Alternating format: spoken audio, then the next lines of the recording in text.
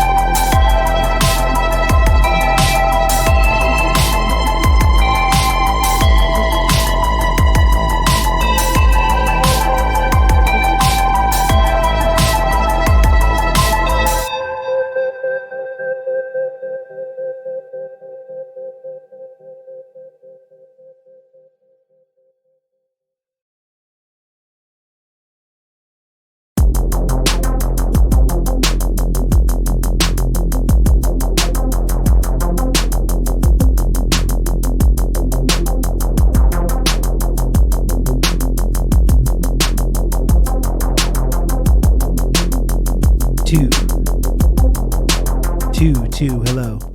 Check. Check 2. Yeah, Lennon Smash. Excuse me. Lennon Smash. I think you are in the right place. Don't worry.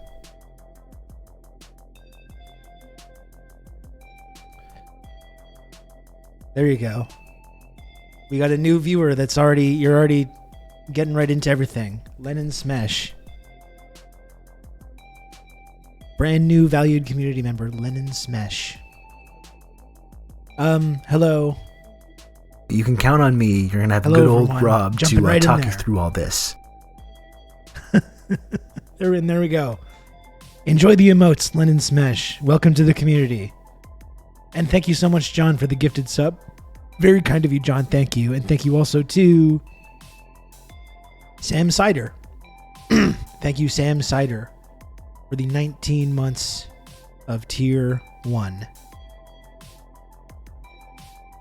Thank you, Sam Sider, as well. What is up? What is up, everyone? I will enjoy the discourse, I reckon, too, especially if you like talking about beverages. I mean, we do talk about communism a lot on the channel. That is true. We also talk about apples, various different kinds of diet soda, dragon bullshit. It's also a Game of Thrones react stream as well. I'm wearing my TRRS shirt today too. There we go. Twinsies. Sports sometimes. Avatar and Avatar 2. In fact, it is only 2 days, 10 hours, 44 minutes, 15 seconds until Avatar 2, The Way of Water, is in theaters. That timer has been going for so goddamn long. That timer has been going for like 9 months. I'm so ready to. I'm unbelievably hyped, G Kleppy. Unbelievably hyped.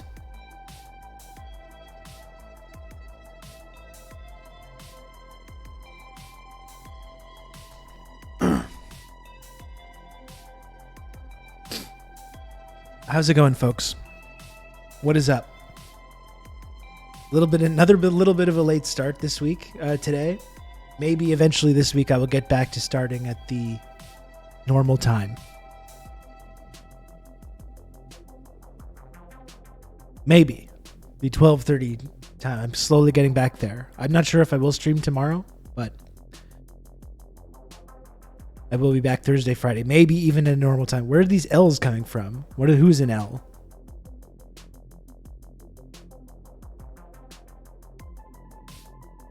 Oh, can I get from... Okay, dear Rob in chat, in the same week I learned the wonderful German supermarket chain Aldi is leaving my country because we Danes are a bunch of misers, and I find I've finally gotten COVID. Oh no, can I please get an L in the chat? Okay. It was a requested L. I thought it was going to me. I was like, what is this rebellion? What is this rebellion in the chat? I'm sorry to hear that, Carmen Social Distancing. I hope that COVID is not too awful. I was really fucking miserable when I did have COVID as well, so I hope that you're okay. Drink lots of fluids, get lots of rest. I hope you don't sweat too much. God, was I ever sweaty? I am normally just a sweaty guy in general, but that really went to the next level when I unfortunately caught the novel coronavirus. I also have COVID. No, Rylan, no! I'm sorry to hear that. My well wishes go out to you as well. I hope it's not too bad. Our moist streamer is even more wet. That's right. That is right.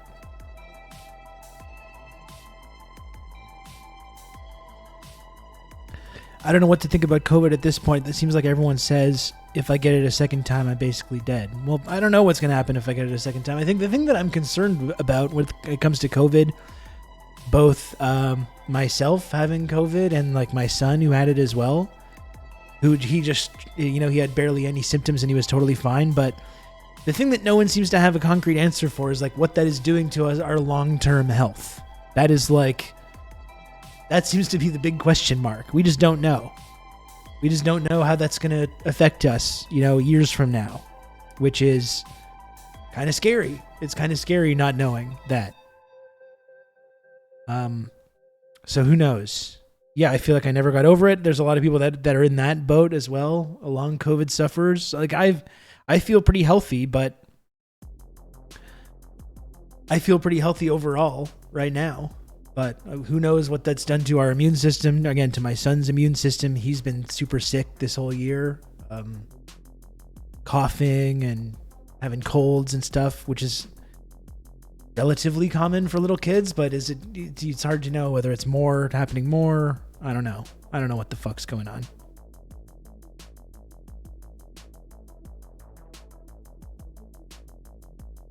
We all had it over the summer. Now everyone in my 2-year-old's class is sick. I'm sorry to hear that, Jeff.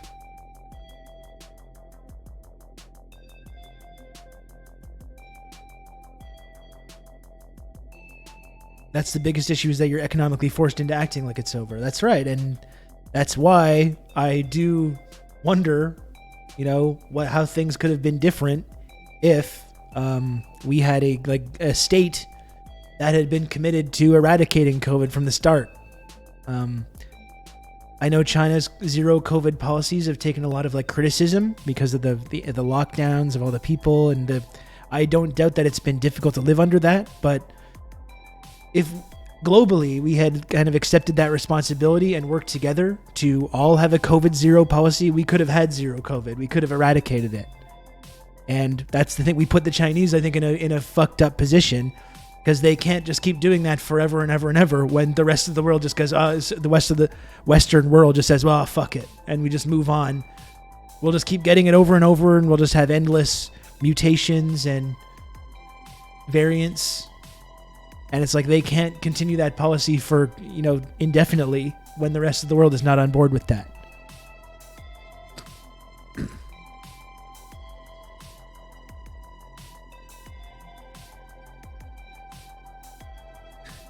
Also, I question when we were told anything about China. Lennon, you're definitely in the right place. This is not only a pro-communism stream, but it is also a China respecter stream, which sometimes on Twitch you never know. There's a lot of people on Twitch that are like, of course I love socialism. Of course I'm a big-time communist over here. Except for that state capitalist, dystopian sweatshop China. Ugh, We don't play these fucking games over here. But, yeah, exactly. I'm into socialism in theory, but when it's put into practice, that's really a big problem for me. That's really a big problem. They just never do it right. They never do it the way this random suburbanite in Wisconsin or whatever, would have done it. So, if I took over China in the post-war period, or even in the late 70s, I would have simply just turned it into a socialist paradise instantly. Why hasn't China done that? Why haven't they pressed the socialism button? Why didn't they just instantly transform their entire society into a socialist paradise? Unbelievable. These fake socialists, these 90 million fake socialist members of the Communist Party of China. Not a real socialist like me, random Westerner who has never accomplished anything in my fucking life. This is the editorial line of this program, Lenin Smash. So I think you're in the right place.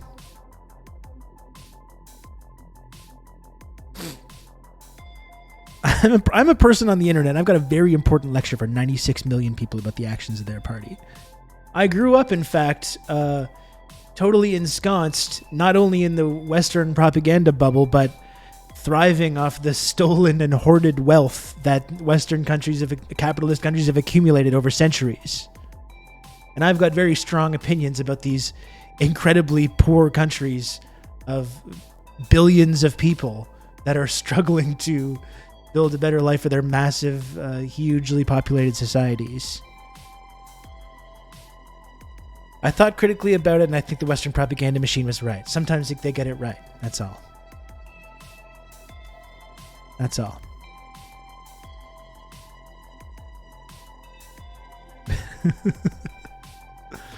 Oh boy.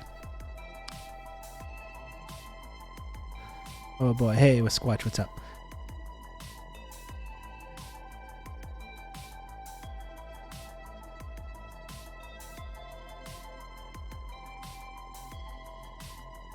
You work for Ron Paul. That's kind of interesting. I mean, a lot of naive young people got involved in like the Ron Paul movement and the libertarian movement because they had decent values when it came to like the drug war, number one, and imperialism, number two, and America's endless foreign policy entanglements.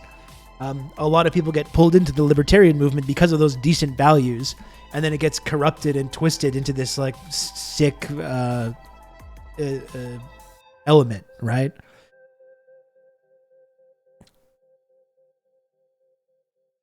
So it's I think there's a lot of people that have been on that pipeline, you know, that the libertarian to embracing the immortal science of Marxism-Leninism.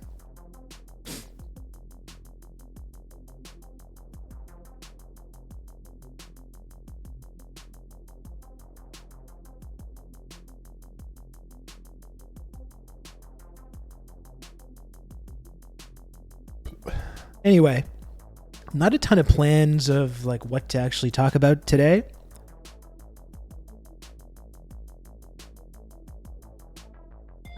There's might be some stuff to talk about what's going on in Latin America right now, because we covered this ongoing kind of new pink tide in Latin America and Peru and everything. There's a lot happening in Peru with Castillo's attempt to hold on to power, his arrest, and the protests that we're seeing now. Can you help me unpack something? A friend of mine recently came out as a patsock and socially conservative, but claims to be still pro-LGBTQ and pro-abortion. And then any definition to the contrary is OPSEC. She's also friends with Maopen and claims the only thing he did was pay for kinky sex. Is any of this correct? Well, there is a lot to unpack there, Lexi. there is certainly a lot to unpack there.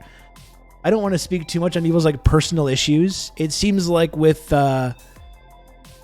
CPI or whatever Maopen's organization was, it was a little more sinister than I think what your friend is describing, where people were kind of like forced into sex work in order to be able to afford to funnel money up the chain, which is not something that we would ever support here on this program, obviously. And then would then pay those people in exchange for like sex work, and that I think is maybe a little bit more fucked up than what your friend is describing. And I mean, I don't know how you can be socially conservative but claim to be pro LGBTQ and pro abortion. This is mutually exclusive. I think if you're socially conservative, by its very nature, that's not pro-LGBTQ. I mean, these are not, you can't be both of these things, right? The whole idea of like patriotic socialism, such as it is, right, is to think that like we have to abandon this Western decadence of LGBTQ rights, and we can only appeal to these specific white working class communities by being racist and saying slurs and not supporting trans rights, and not to, because the only people that are working class are these salt of the earth oil workers and fucking, I don't know, loggers or whatever, who are all racist. Of course, they're all racist and they're all against LGBTQ rights. So we must reject these things in order that we can appeal to these people, which is, I think, a really distorted view of like what the working class is and who constitutes the working class. Famously, they're always like, oh yeah, all those Starbucks workers and service workers are not working class. It's only a specific people that work in specific industries. It's not about your relation to the means of production. It's like whether it's a manly, testosterone-fueled, job, or someone. If you're a blue-haired Starbucks worker, then you don't count. So no, I don't. I think your friend seems to be a little bit confused. Sean in 2019, I'm a liberal, I guess. It's Sean in 2022. We'll massacre all the scum you've been financing. Oh, you're upset. Yeah. Yeah. I think I've been on the socialism train. Oh, excuse me, just one sec. I just sneeze.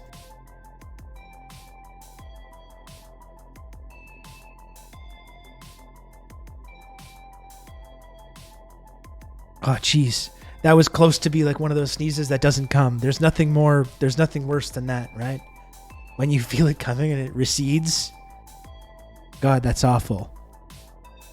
Yeah, I think I've been on the train a little bit longer, but I definitely think like around 2016, 2017, I was kind of like, oh, yeah, I'm a socialist, but I don't think you really need to read theory or any of that stuff. You don't need to, it doesn't need to be like homework, or you don't need to engage with any of that stuff. And I think the more that I have engaged with it, the more you realize how necessary it is. And I think especially just in the terms of the arguments that you see, like here on Twitch, on Twitter, elsewhere, all these arguments about authoritarianism or the transition from capitalism to socialism and what that entails. You realize all these things have been settled, decades or sometimes centuries ago.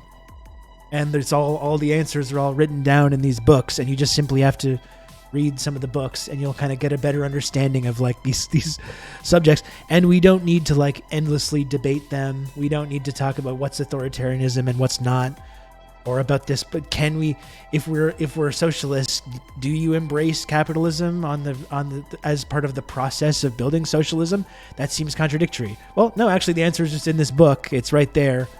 It's pretty. That's why people like, that's why I like Lenin, because Lenin makes those answers so accessible. As much as you think theory, if you're not really into it, as much as you think like socialist theory or whatever is this like obtuse, academic, impossible to understand, jargony, kind of thing. You actually read the theory, you read Lenin, and it's like, oh, this is like, he's funny, it's engaging, it's interesting. So that's what I mean. It's like all these answers that people endlessly debate over on BreadTube or Twitch or whatever. It's all there. It's all in the books already. You just have to open the books and read them. And it's not that hard. It's not that hard to do. Many people's problems could be solved by reading the entirety of left-wing communism and infantile disorder. This is what I mean. It's like all this has happened before, and it's happening again. It's all like, it's all there. It's all there in the book.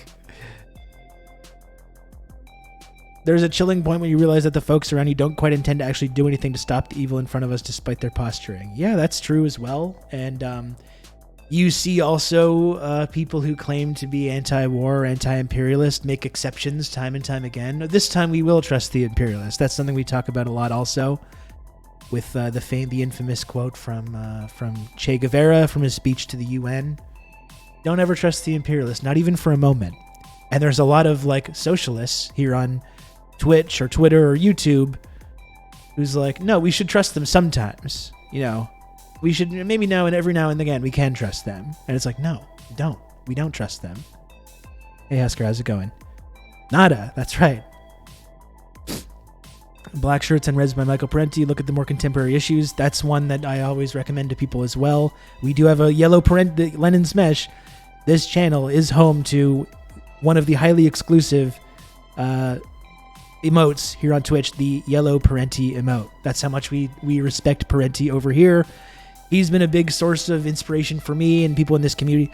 Like when I started up this stream, Parenti was a big part of the kind of fabric of the sort of political ideology that we kind of espouse over here. So you certainly seem like you showed up on the right stream today. I just have to go blow my nose for 1 second. I got a little bit of a sniffly nose here. That's why I'm sneezing.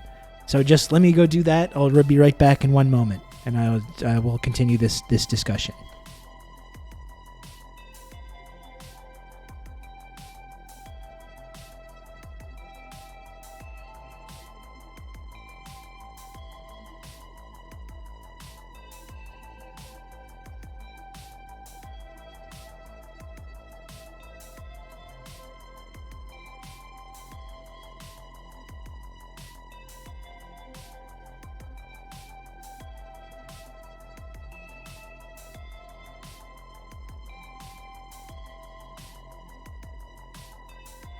You can count on me. You're going to have good old Rob to talk you through all this. Hi Rob, hi chat. TRRS Parenti, TRRS Parenti, TRRS Parenti, TRRS Parenti.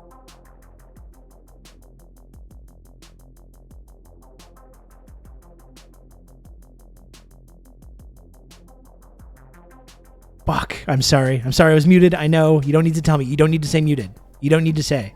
Okay? I caught it. I got that. Thank you, Ms. Squatch, for the 11 months tier 1. I very much appreciate it. Always very happy to have the entire Squatch family join us in the chat, particularly TRRS celebrity pet Snacks, who can be often seen in the TRRS Discord server under the pet pics channel. Especially Snacks, exactly. Yeah, you like the new chair, Squatch? I finally got a new chair. I don't have my fucked up chair anymore. Let's see some F's in the chat for the fucked up chair. It's gone. It's gone again. But it'll never be truly gone, you know? The fucked up chair will never be truly gone.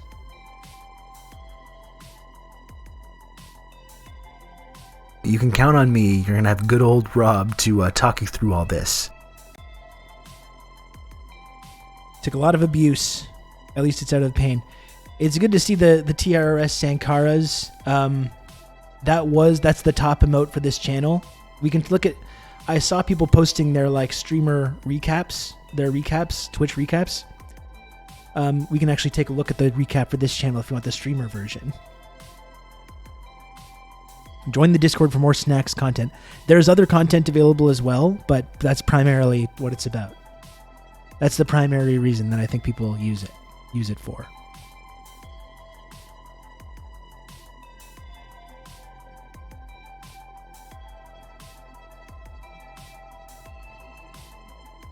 Okay, so here's the TRRS Twitch recap. Thank you, everyone. It was a crazy year on this channel. Thank you, everyone who hung out on the stream this year.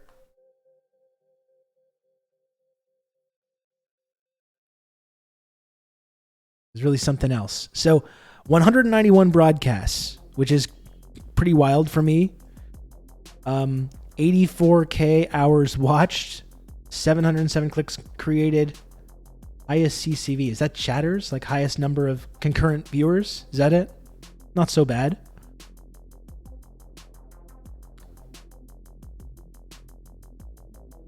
So the top emotes in the channel. I was surprised to see lull there. I feel like I don't see that much in the chat. But the TRS Sankara, a whopping 14,105 uses of the TRRS Sankara emote. Followed by lull, followed by TRRS shocked. And I think we might have a new shocked emote coming soon as well, because Lodane, our mod Lodane, our treasured mod Lodane, posted some new Rob shocked face emotes that potential emotes that I think could be pretty good. And the friendship triangle emote with over 5,000 uses as well. 2K gifted subs, and God, I can't thank the sub gifters enough for supporting me and the content I do in this stream. It has meant so much to have people tune in this year and support the stream and help keep the content, keep the content going. It really means a lot to me that there's people out there that get something out of this stream and are willing to support it that way. So really, really kind of all of you who gift subs in the channel. It's not that interesting. We venture sometimes into the politics tab. Stray is the only fully complete game that I've played on this channel. Rob Knife is definitely a candidate to take it next year. I would hope so. I love that one. So that's it. That's the recap. Pretty cool. Pretty good stuff. It's been quite a year on TRRS. Oh boy, has it ever. But I've very much enjoyed streaming this year, and I've very much enjoyed hanging out with all of you. More Fortnite streams. I am planning to do actually more Fortnite streams. I think not as much like during the actual show, but I'm starting to plan maybe doing some earlier ones. We'll see. We'll see how it goes. I've been talking to Marcus from Left Flank Vets, who I often play Fortnite with, so we might start streaming some of those sessions.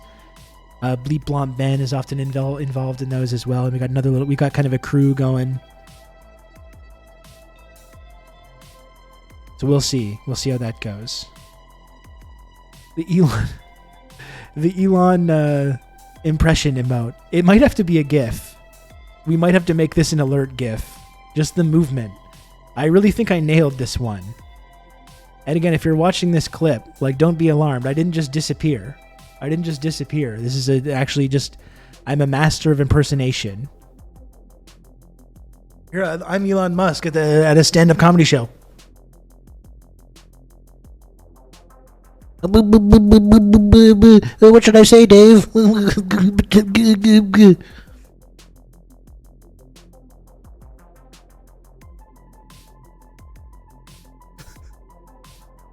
This is some guy, Rob Russo, some leftist based in Canada. I was turned on to this sick individual, and I found this. Marina, thank you very much for the raid. Thank you, Marina. Welcome, Marina, chatters. Our friend Marina is here. Wonderful. You came right at the right time. Look at this. Quick question to the Marina chatters that just joined us. What do you think of my Elon Musk impression? Okay, I did a little impression of his comic stylings yesterday. You ready to see this? Here we go. Here, I'm Elon Musk at a stand-up comedy show.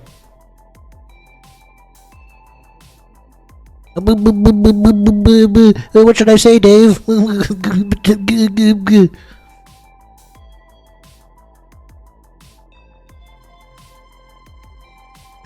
Because I have a viral tweet going right now about Elon, and so some of his fans found this.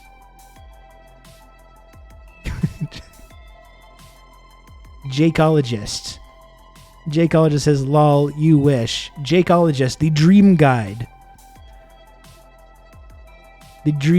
He's into physics, metaphysics, shadow work, medicine, Kabbalah, numerology, and occult. He was not impressed.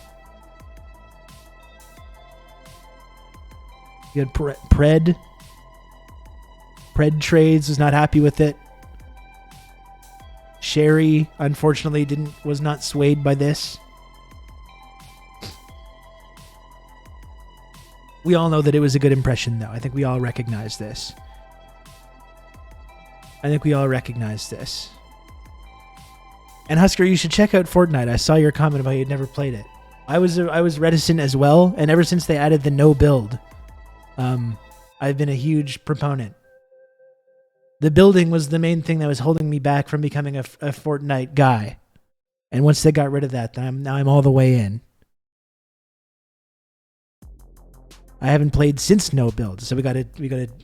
I think they call that a dialectic.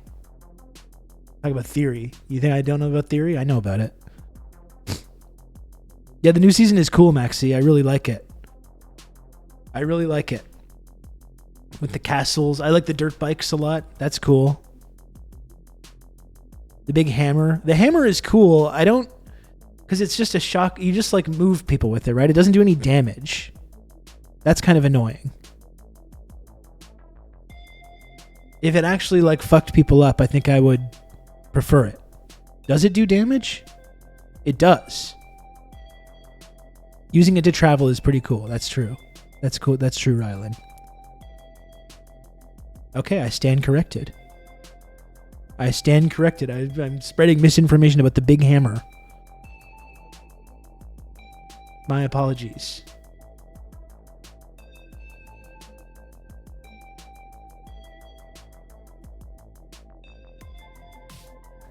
Posting a Yoda meme. You can never return to Twitter. No, it's true. It's true. Last season we had the hammer assault rifle. Now we have the hammer. Next season there'll be ham. I liked that hammer assault rifle. I liked that. That's one. I would like to get that one back. I do like the new shotguns though. There's a couple of pretty good shotguns you can use.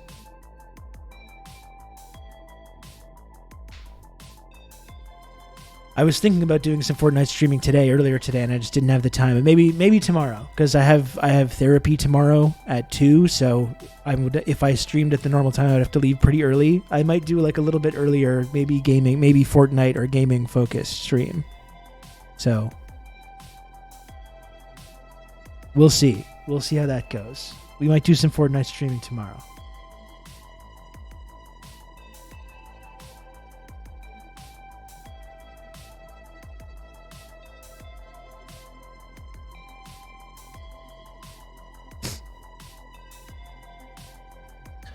I know how shallow this sounds, but one of my favorite things about Fortnite is actually how freaking colorful the game is, and I miss colors in like 81% of PC games. No, that's one of the things I like about it too. It's like, I like the kind of cartoonish graphics. Everything, it's not so like gray and grim like any of these like Call of Duty games or whatever.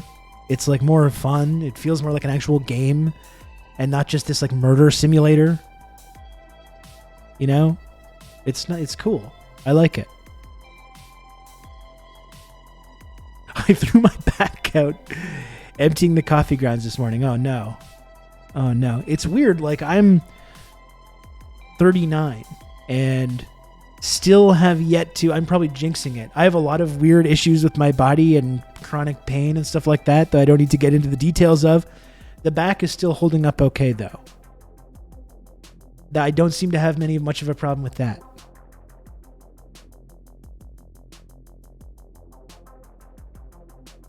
All my problems lie elsewhere. My physical and mental problems. Back is still doing okay. Now that I say that, I'll probably fuck it up.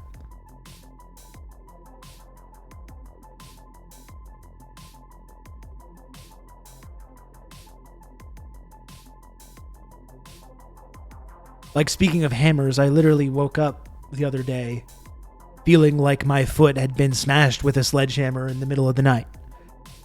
That happens to me sometimes. I just go to sleep and then I wake up and it's like, oh, I feel like my foot was caught in like a hydraulic press when I was sleeping. It's the fucking worst.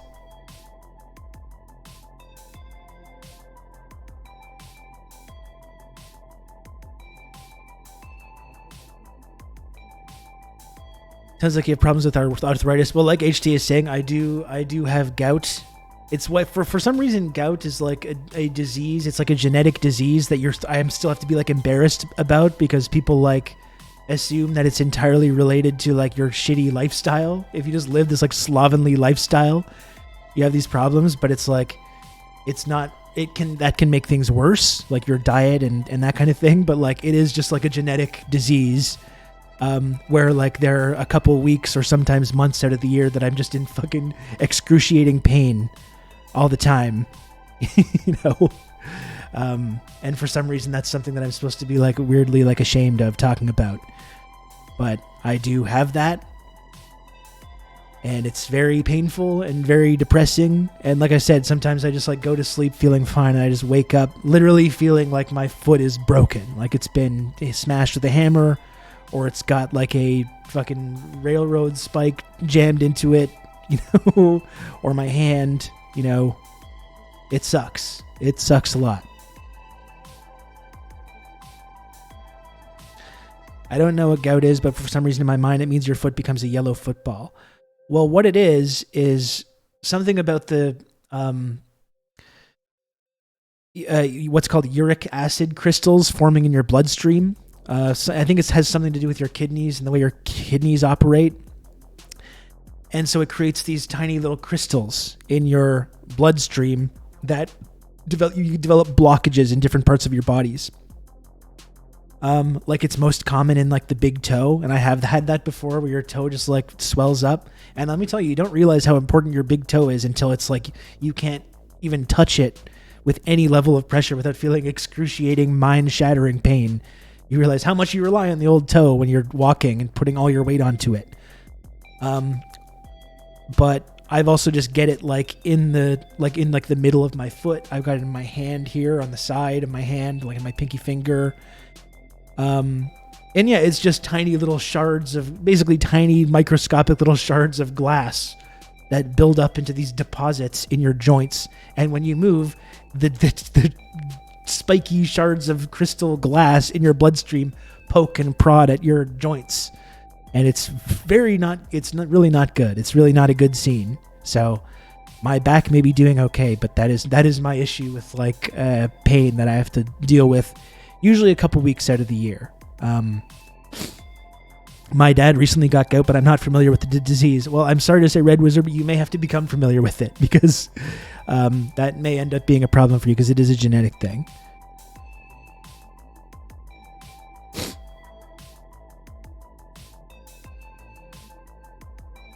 Yeah, or something like your tailbone affecting your entire back. I broke mine falling off my bike when I was a teen. Oh, no, that sounds horrible. That sounds very, very painful. Like someone recreating Home Alone in your bones. That's right. It's kind of like that. It is kind of like that.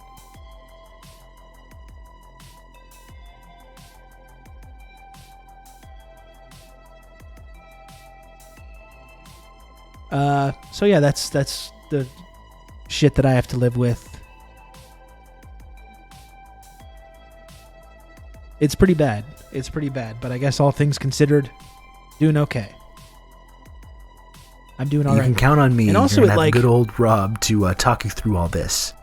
Like if you've got problems with your feet, like you're like pain in your foot or your toe, or that makes it difficult to walk, you're walking with a limp, and then it throws everything else off, and then you get pain in your fucking knees and your joints, and like it just not being able to walk properly totally messes everything up. Like if you're walking slightly on the side of your foot to avoid putting pressure on a certain port, then it makes your ankle hurt, you know, and it's like just throws everything off. Turns out our parts of our body are connected to other parts. That's right. And thank you, Comrade Social Distancing, for gifting us up to Frost Banana. Thank you, Comrade Social Distancing.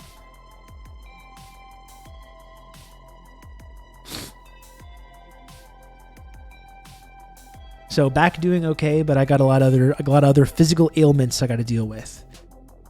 I tried to boast about my health and it broke the channel moderation settings. Just saying how I'm in pretty good health for 39. No real major problems that I've needed to get care for. I mean, that's the thing. I complain, James, but I also don't exercise. Like I walk a little bit, but like, and I know that I've literally been talking about this on this stream for now fucking years, but how I need to actually start exercising, physically exercising more. And, you know, I'm talking about this. My therapist is like, you got to go to the gym. You got to go play basketball. You say it. I say it. I acknowledge this. I know that a lot of the issues I have would be at least alleviated a bit if I did do this kind of thing, both physical and mental issues, but still have yet to do it. Still don't do it. Yeah, Giga Chad. No, that's right. I don't think so. No, I don't think so. We call this the Smith body dialectic. That's right. Old Dutch. It's wild that you can hurt yourself and then permanently just live with an injury or awareness of that past injury for the rest of your life. Definitely, yeah. And it's like you get attuned to like the weather and stuff. Like me, when the temperature drops, like it's just all of a sudden I got all these kind of fucking issues that I got to deal with.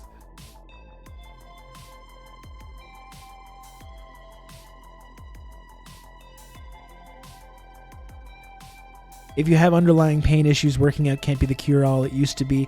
Yes, but like I do have periods where I am physically healthy, and I think when I'm in better shape, it alleviates the chronic pain issues. But it does kind of become a self-fulfilling prophecy also.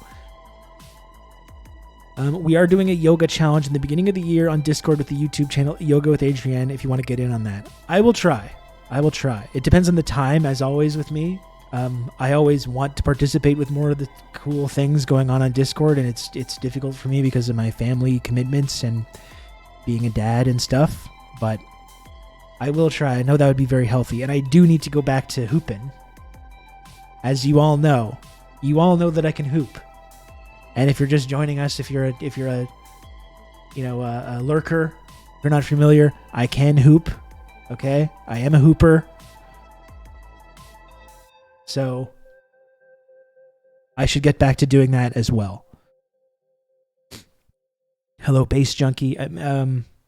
Those are just, you do it each day, you don't do them together. Okay, I guess that makes sense.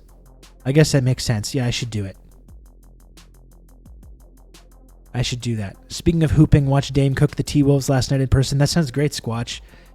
I've been kind of depressed by the Raptors lately. It's hard because the Raptors started off the season very strong, had a lot of injuries, and since the injuries haven't really been able to get back into like any kind of rhythm with their main guys. It's been a little bit of a depressing stretch in the Raptors season, even though I still believe they can get it together. the East is so like tightly together that like they're still only like 3 games out of the top spot in the conference, so or the division. So we never know what's going to happen.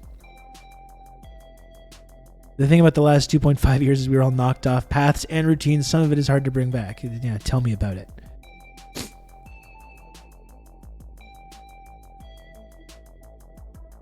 I always think you mean hula hoop and get super excited. I think I would look really weird and awkward if I was hula hooping. Rob's neighbors think there's a howler monkey loose in their area with how much Rob hoops. That's right.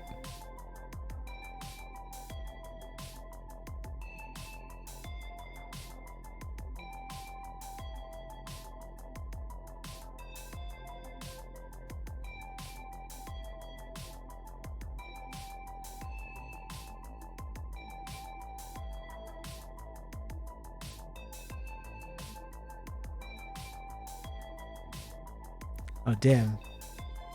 We got some drama happening in the chat now. Marty is wielding the band hammer and silencing the 1%.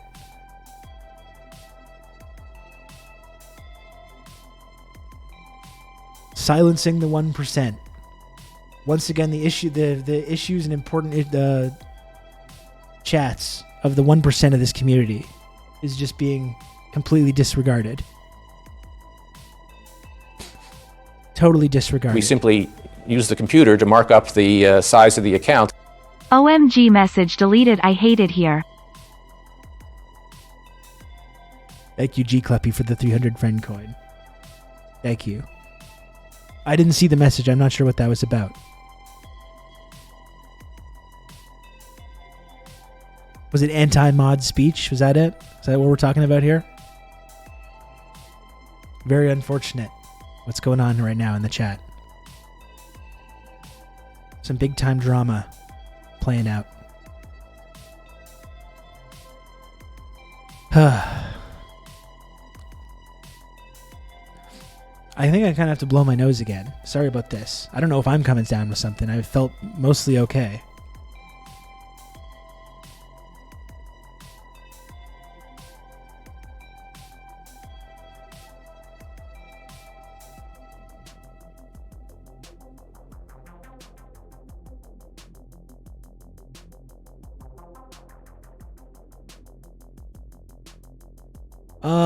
I'm wondering what we should do.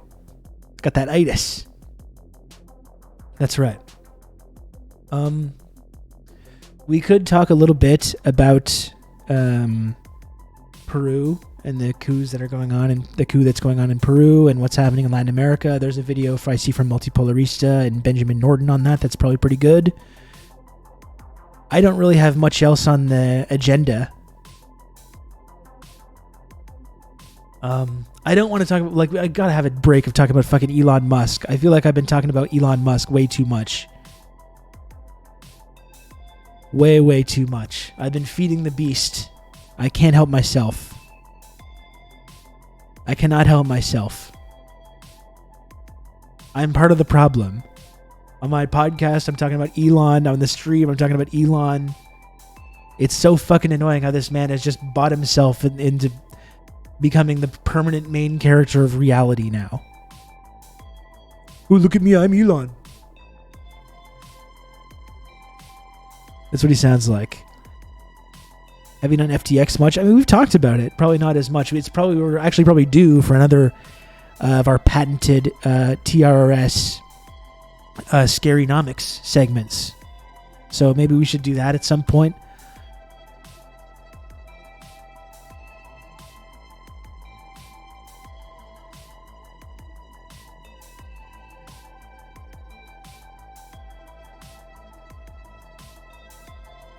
Let's just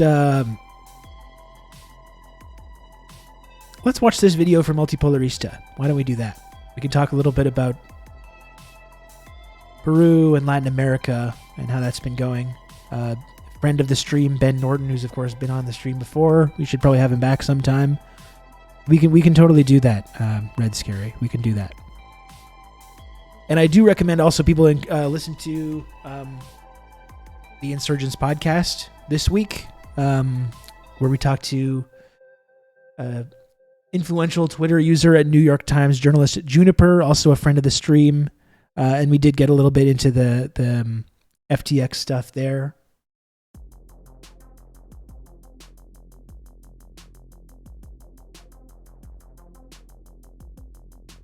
But I'm going to put on this video about Peru with Benjamin Norton, and I will go blow my nose again.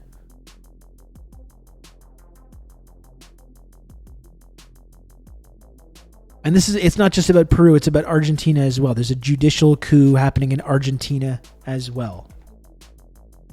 And I imagine Colombia is going to be a target too, because the idea of Colombia shifting back toward the left, I think, is a red line probably for the like Monroe Doctrine worshipping sociopaths that run U.S. foreign policy.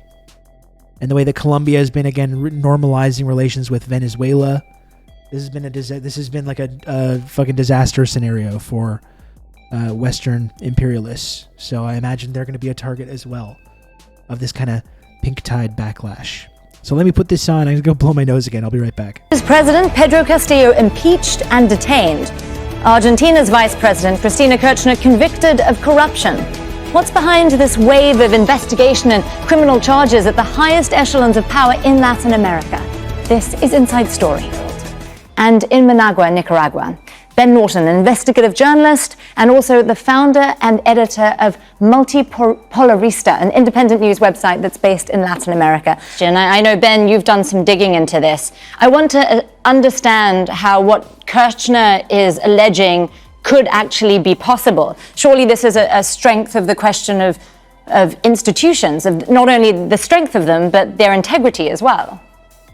Well, we need to understand that Argentina, until very recently in the 1980s, was a dictatorship. There were no democratic institutions until really 1983.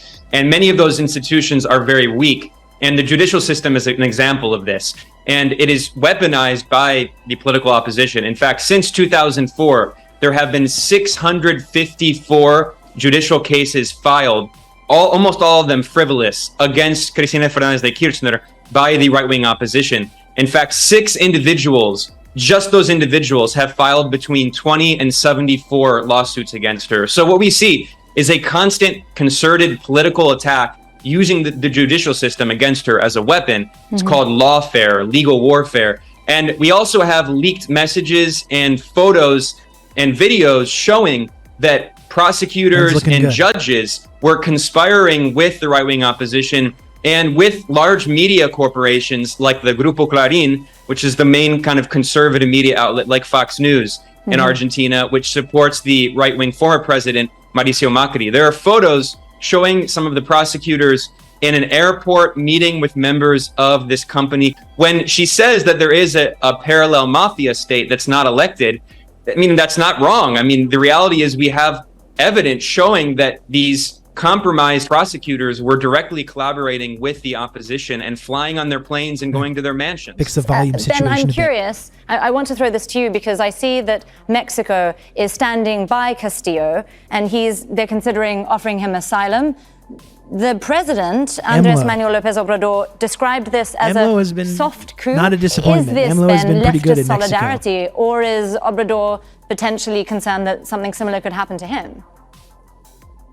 Well, it certainly was a congressional coup. I mean, it's true that what Castillo did in dissolving the Congress was legally in a gray area, although in the Constitution, which we can talk about in a second, which is deeply compromised, and he wanted to change the Constitution to prevent these kinds of coups in the future. But it does provide the possibility for the president to dissolve Congress in certain cases of obstructionism. And the Congress in Peru the perfect description is obstructionist.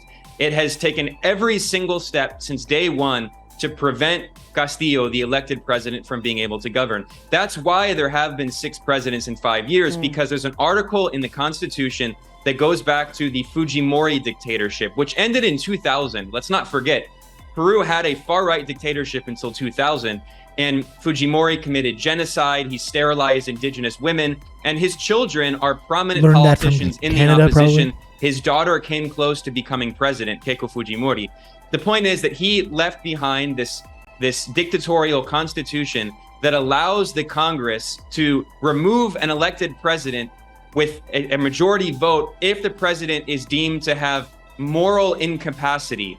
That means nothing. I mean, basically, it opens the possibility for the political opposition to constantly try to launch a legal coup against the president. And yes, you could say that it was a very unwise move for Castillo to dissolve the Congress, but the reality is that this was the third time in just over a year that the Congress was trying to overthrow him, and he was tired of the obstructionism, so he dissolved it. And let's not forget, you're not allowed the Congress, according to the latest poll, you're not allowed to ever fight back, right? You're never, when you're being like threatened, internally or externally, you're not allowed to ever do anything against that.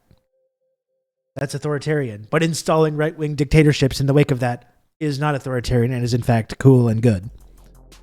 a few weeks ago, has 11% approval in Peru. So these are undemocratic actions taken by... But folks, you got to tell me when I leave the music on. It's only self-defense when we do it. That's right. You got to let me know when I leave the music on. I'm trying to watch a video. Okay? You got to help me out here. Help me out.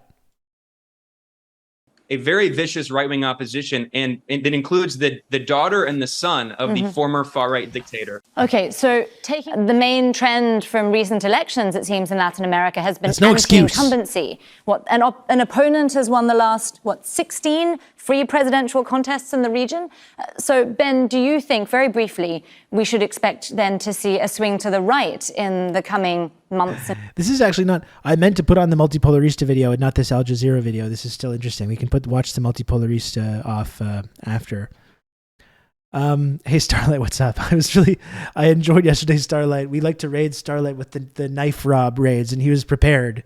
Starlight was prepared. You got to hand it to him. It turned into a good old-fashioned Polish standoff in the Starlight stream yesterday, which I enjoyed. But I also like how Starlight has totally stereotyped me. Every time I raid Starlight, Starlight's channel, it's like, oh, what did you talk about China today? It's like, okay, I don't talk about China that much. I know I'm kind of like a China good guy. I'm a China respecter. I know that. It's not my main thing, though. Okay, it's not like every single day I'm talking about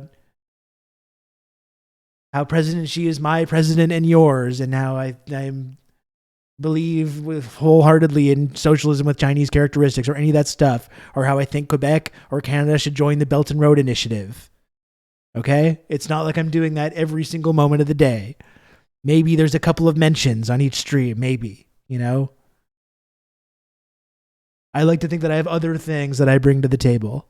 I'm a China good streamer, that's right. But it's not my main thing that I'm known for, I don't think. The main thing that I'm known for is mostly like being handsome. I think that would be number one. And the beverage thing is probably number two. And China is probably a solid number three on that. So let's get that right. Years.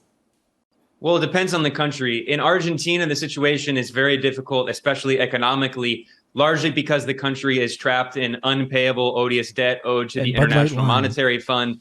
Ironically, that debt, which is $44 billion, was taken by the previous right-wing president, Mauricio Macri, but it has really... I would want a source on that, Lexi. How about the whole banning effeminate men in media that China implemented? I would want to see a source on that. We always have to be very skeptical about whatever we hear about any like official enemy country, especially when it comes to the ways that like LGBTQ rights are kind of weaponized against these countries. I would want to make sure we have a proper source on that before we share that as a factual thing that happened. Trapped the current government, the center-left government of Alberto Fernandez and Cristina Kirchner.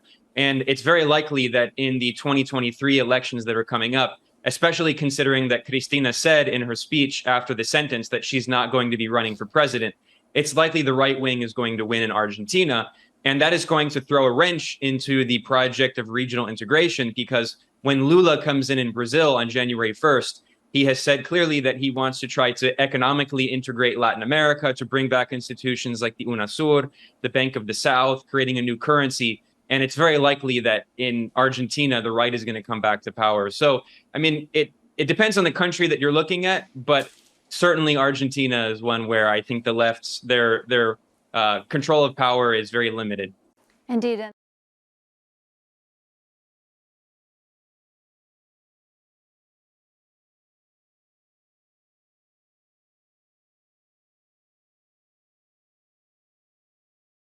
So let's get more into Peru.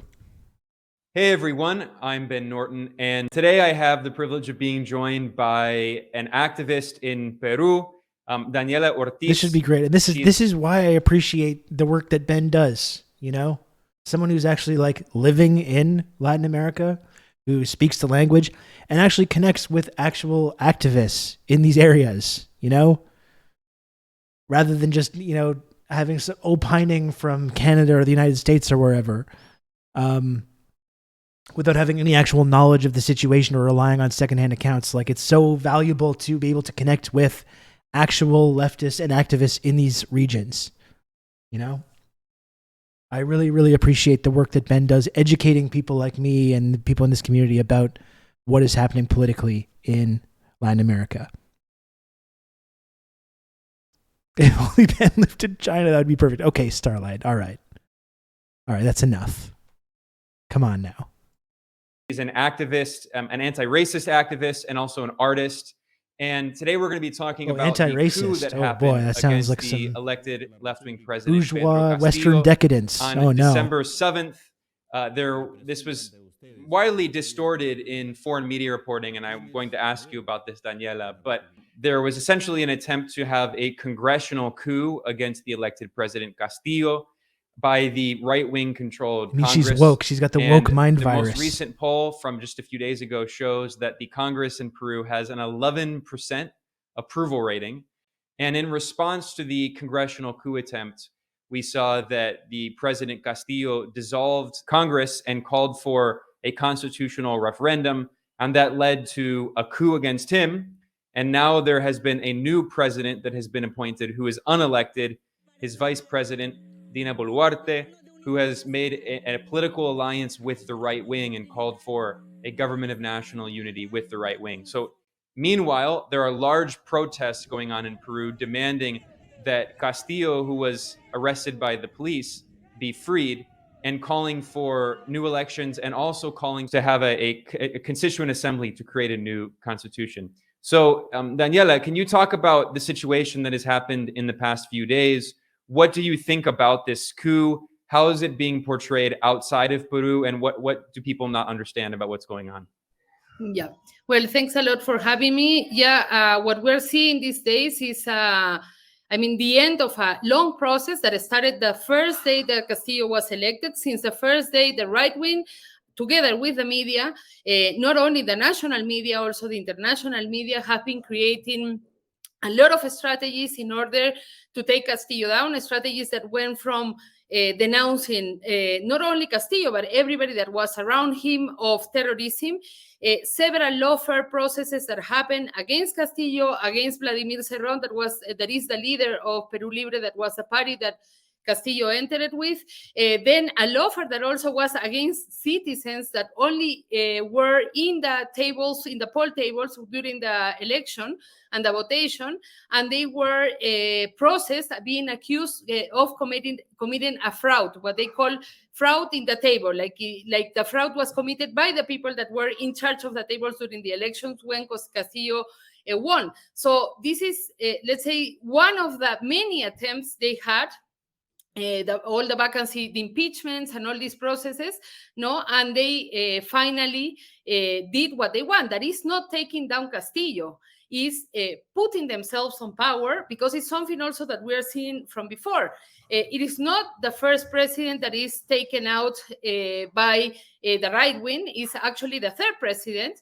And we're not talking of any right wing. We're talking about the Fujimori right wing that wants to be in power and continue the dictatorship. You see these countries as well in Latin America, probably important to point out, and I'm sure they'll get to this, but the ways that these countries are distorted by imperialism, like the political makeup of the countries. Like these right-wing movements are entrenched because these right-wing governments are put into place and kept in place through, fascist violence. They're put into place by Western imperialists in Peru, you see in Colombia, in Chile, and it creates this really powerful right-wing element that even when these coups are overthrown, when progress is made, when the pendulum swings back to the left, there's still there's immense challenges because there's this entrenched, very powerful right-wing establishment that exists that's been kind of put into place, being funded by, with foreign funds, by the West. So you see that even when there's left-wing movements in these countries that are successful, it's only the beginning of the challenge because they have these huge roadblocks to be able to enact any kind of agenda. My understanding of Castillo as well is that he kind of went against a lot of his base and the people that elected him, and didn't really have the allies available when that backlash came, because he tried to appeal to the center and he tried to appeal to the liberals, who, as we all know, time and time again, will always side with the right when it comes time for that backlash to come.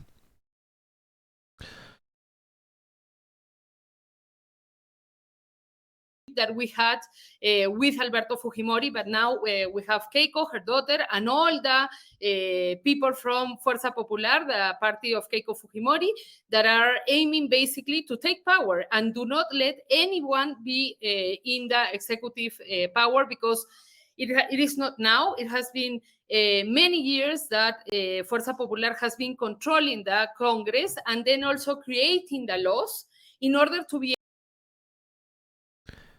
Castillo probably felt he had to appeal to them because of all the previous coups against previous presidents. Yeah, and you can kind of understand the logic to it, but if you're trying to advance a left-wing project, we know that that's never going to work. I understand. I see the logic of it, but we all know that it's just not going to happen. They're never going to be on our side. He lost support appeasing them. That's right. Yeah.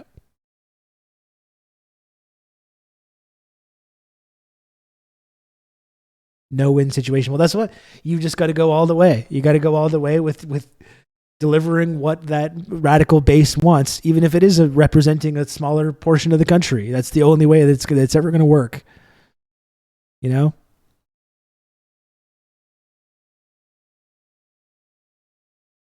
His base supports him. Castillo had an already belligerent Congress since his election. Now his supporters are in the streets. I mean, I imagine this is going to get to this. My understanding is that I think he alienated a lot of his left-wing sort of base and his allies. But these people, even if they're not as happy with Castillo in the way that he tried to manage this situation, still don't want to have a fucking right-wing enforced coup government in their country either. That's kind of what my understanding is, but I'm sure this interview is going to continue to make that more clear for us. Be able to control the executive power and do not let the Peruvian people have the president that we have elected. Yeah, this is very important. Of course, for people who don't know the modern history of Peru, that there was a fascist dictator, Alberto Fujimori, who governed until 2000, and both his son and his daughter are prominent politicians in the Congress in Peru, and his daughter, Keiko Fujimori, was the other candidate who ran against Pedro Castillo in the second round of the elections. And the Fujimori dictatorship committed genocide, sterilization of indigenous women. So they represent the kind of far right wing of Peruvian politics. Now, you mentioned something very important, which is that the right wing controlled Congress has taken out multiple presidents. In fact, Peru has had 6 and presidents thank you for complimenting in 5 my facial hair years a few moments ago. Because of this Starlight, Fujimorista constitution that allows the Congress to remove elected presidents because of moral incapacity, which really means whatever they want. Can you talk about why the political system is so unstable and why Castillo and also people in the streets right now have been demanding a new constitution where the elected president can actually be allowed to govern? Yeah, and obviously another demand that is happening now is not only that we need a new constitution, not having the constitution that was imposed by Alberto Fujimori during the dictatorship in 1983, by a real coup d'etat that he made, and he closed the Congress not in these conditions, not in the situation we are now, no, and they have been like manipulating all the laws for many years, as I mentioned it before, in order to impose power and to do things like, for example, that the president has to ask permission from the parliament in order to travel. So they, for example, didn't allow Castillo to go to the ceremony, the presidential ceremony when Petro won, and they decided not to let him go to that, but yes to Chile, for example. No, so there is an absolute and total control in regard to this. All the proposals that come from the executive power in order to make the changes that we need, like for example in regard to gas, that there is needed in regard to the second agrarian reform, that is one of the big promises of Castillo, were, for example, blocked by the parliament. So then there is this accusation that Castillo is not doing anything, but he cannot do anything because he has a parliament that is operating in this way. And that also then something really important that is happening in this context is the media power. No, there is a situation in which there is if you listen nowadays, the media in Peru, they are talking that Castillo was the one that made a coup d'etat, and that's and they are using literally the word dictator. No, so there is an absolute like a misconception of that, or manipulation of that situation, and obviously there is no control over what is going in the parliament. But something good in regard to the media is that happens in Lima, and that is what people mainly from Lima or the big cities consume. But then if you go to the countryside, for example, and if you go to many places where Castillo has a lot of people that defend them, it's more communitarian radios. People do not only, it's not that there is no access to that media, it's that people from the countryside and people who are indigenous, people who are mestizo, don't feel identified with the media from Lima.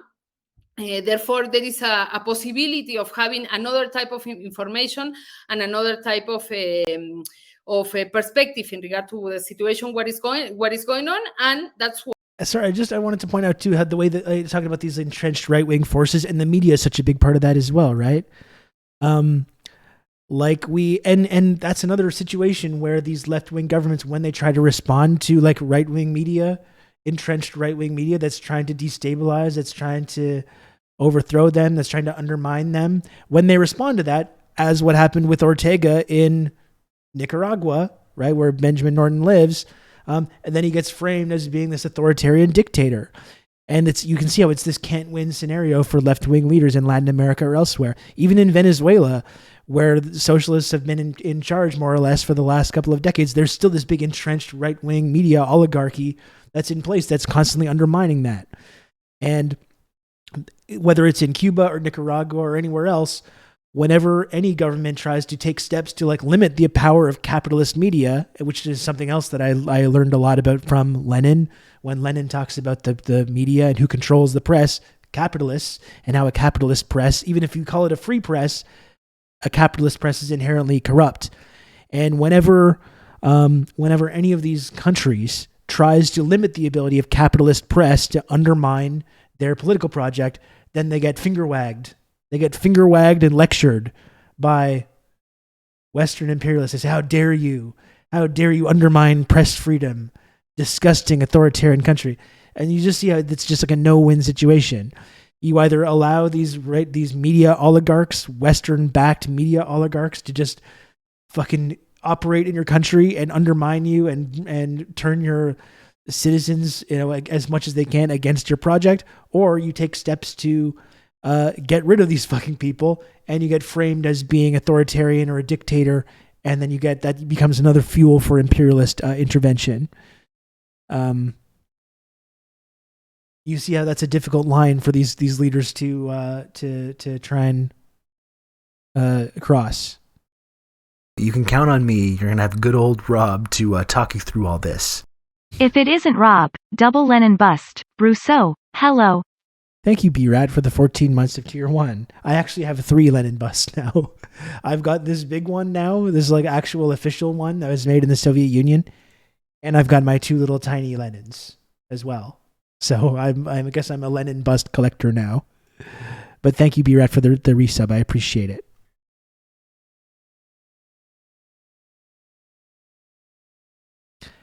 You can count on me. You're going to have good old Rob to talk you through all this. Bustin' makes me feel good, as the classic saying goes. Thank you, Comrade Social Distancing, for another gifted sub as well. And when we talk about especially like limiting the power of these right-wing media types, or just like taking away their platforms, or taking away their fucking the means of creating the media or capitalist propaganda, that's one of those things where when socialist leaders do this, when they limit the ability of the press, which we describe as a free press in our Western liberal democracies, but we as all know is not actually the case. That's where that classic, that's when our Western liberals and even some of our Western anarchists and our Western social democrats, they'll clutch their pearls. Oh my goodness. How can they do that? And that's when we get to that. That's where Michael Parenti, again, we started the stream talking about Parenti's influence on me in this channel. That's that classic Parenti line. Are there going to be civil liberties for the fascists? Right? That's all they fucking care about. That's all they fucking care about. Is when are they going to be allowed to have their newspapers and their radio programs? You know? Sometimes that guy said some pretty smart stuff.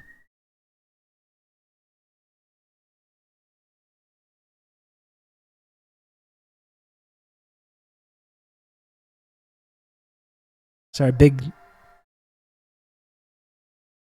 procession of fire trucks going by at the moment. I think the influence of press or media is undermined in analyzing politics. Turkey is a good example. The current Erdogan regime got the absolute power by controlling privately owned media. They forced people to sell off mass media companies to their capitalist allies, and they control the narrative 100% now. Absolutely no opposition in mass media, whatever happens. They're coming to put out your hot takes, exactly. Yeah, and you see how they don't get framed because they're still, even though they're still kind of an ostensible Western ally, they don't get framed at the same level of press authoritarianism as we talk about in China, for example, or North Korea or Cuba or whatever, because ultimately they're still serving capitalist interests. Let's continue this conversation here. Why? Since the beginning, people mostly outside Lima have been defending their vote. No, that is basically what is going on. They haven't accepted that Castillo won the elections until now. No, and as you mentioned, it also something really important is that even the Fujimori party, no, Fuerza Popular, even they took down a right-wing president like Pedro Pablo Kuczynski, because as I said before, it's not about not letting Castillo be in the presidency. It's not about having only the right wing. It's about having this extreme right wing that is a continuation of a dictatorship that have persecuted, killed, disappeared students, union leaders, workers, and people Lana, who were what's up? getting organized in the 90s, no? Yeah, you mentioned the role of the Talking media. about Peru. In fact, there has been a video clip going viral on social media showing a right-wing TV presenter literally saying that the police should shoot protesters. Never in the sleep head. enough either. So we see an incitement to a massacre. And of course, it was a massacre in 2019 No of sleep gang. working class indigenous people in Bolivia. That is what solidified the coup against Evo Morales. And of course, Peru and Bolivia have differences, but they also have a lot of similarities. And one of those similarities is that both countries have a very large indigenous population that has been excluded from the bourgeois political system for many decades. And Evo Morales in Bolivia was the first ever indigenous president. And similarly, Castillo, he represents the indigenous descent communities in rural areas. He himself is from a very humble background. He was a teacher in a rural area who led a teacher's strike. And the media coverage against him has often been You can count on me. racist. You're going to have good old course, Rob to talk you through all this. Love Peru. Beautiful country. Beautiful people.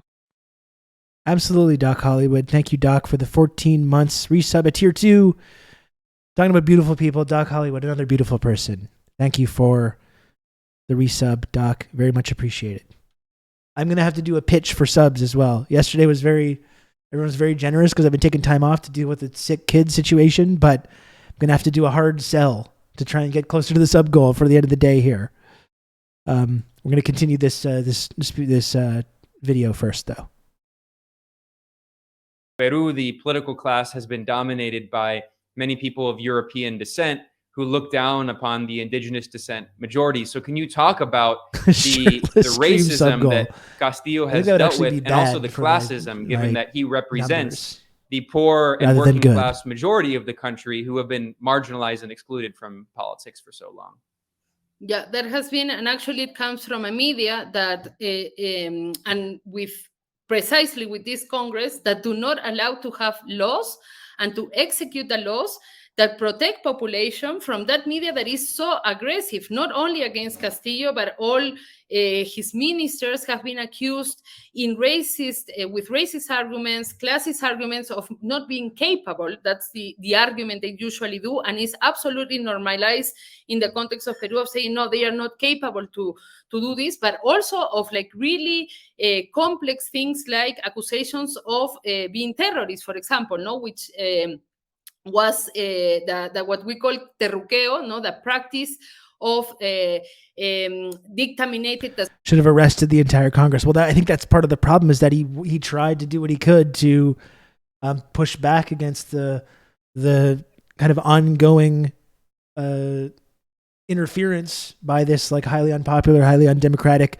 body, but didn't have the support of the police and the military, which what you kind of need when you want to try and engage in those kind of shenanigans, which is why you got to purge.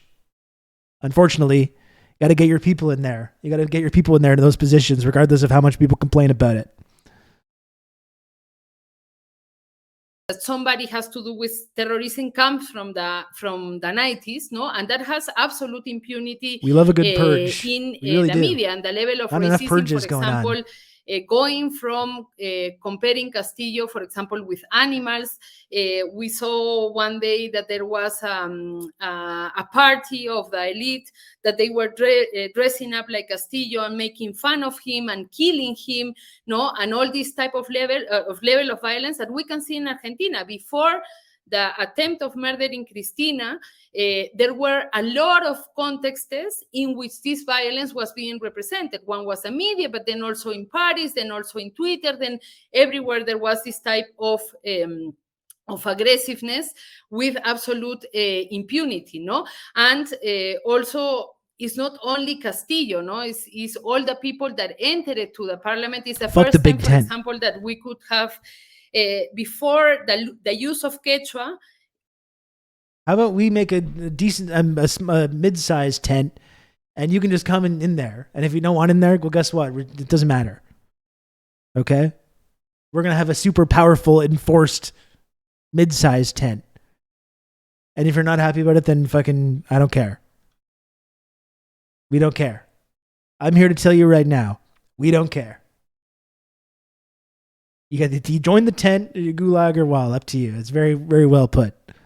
In the Lenin Smash, you're killing it already as a TRRS chatter. Like, Happy to have you in the community. Join the Discord. Presenting in Quechua or doing something symbolic in Quechua.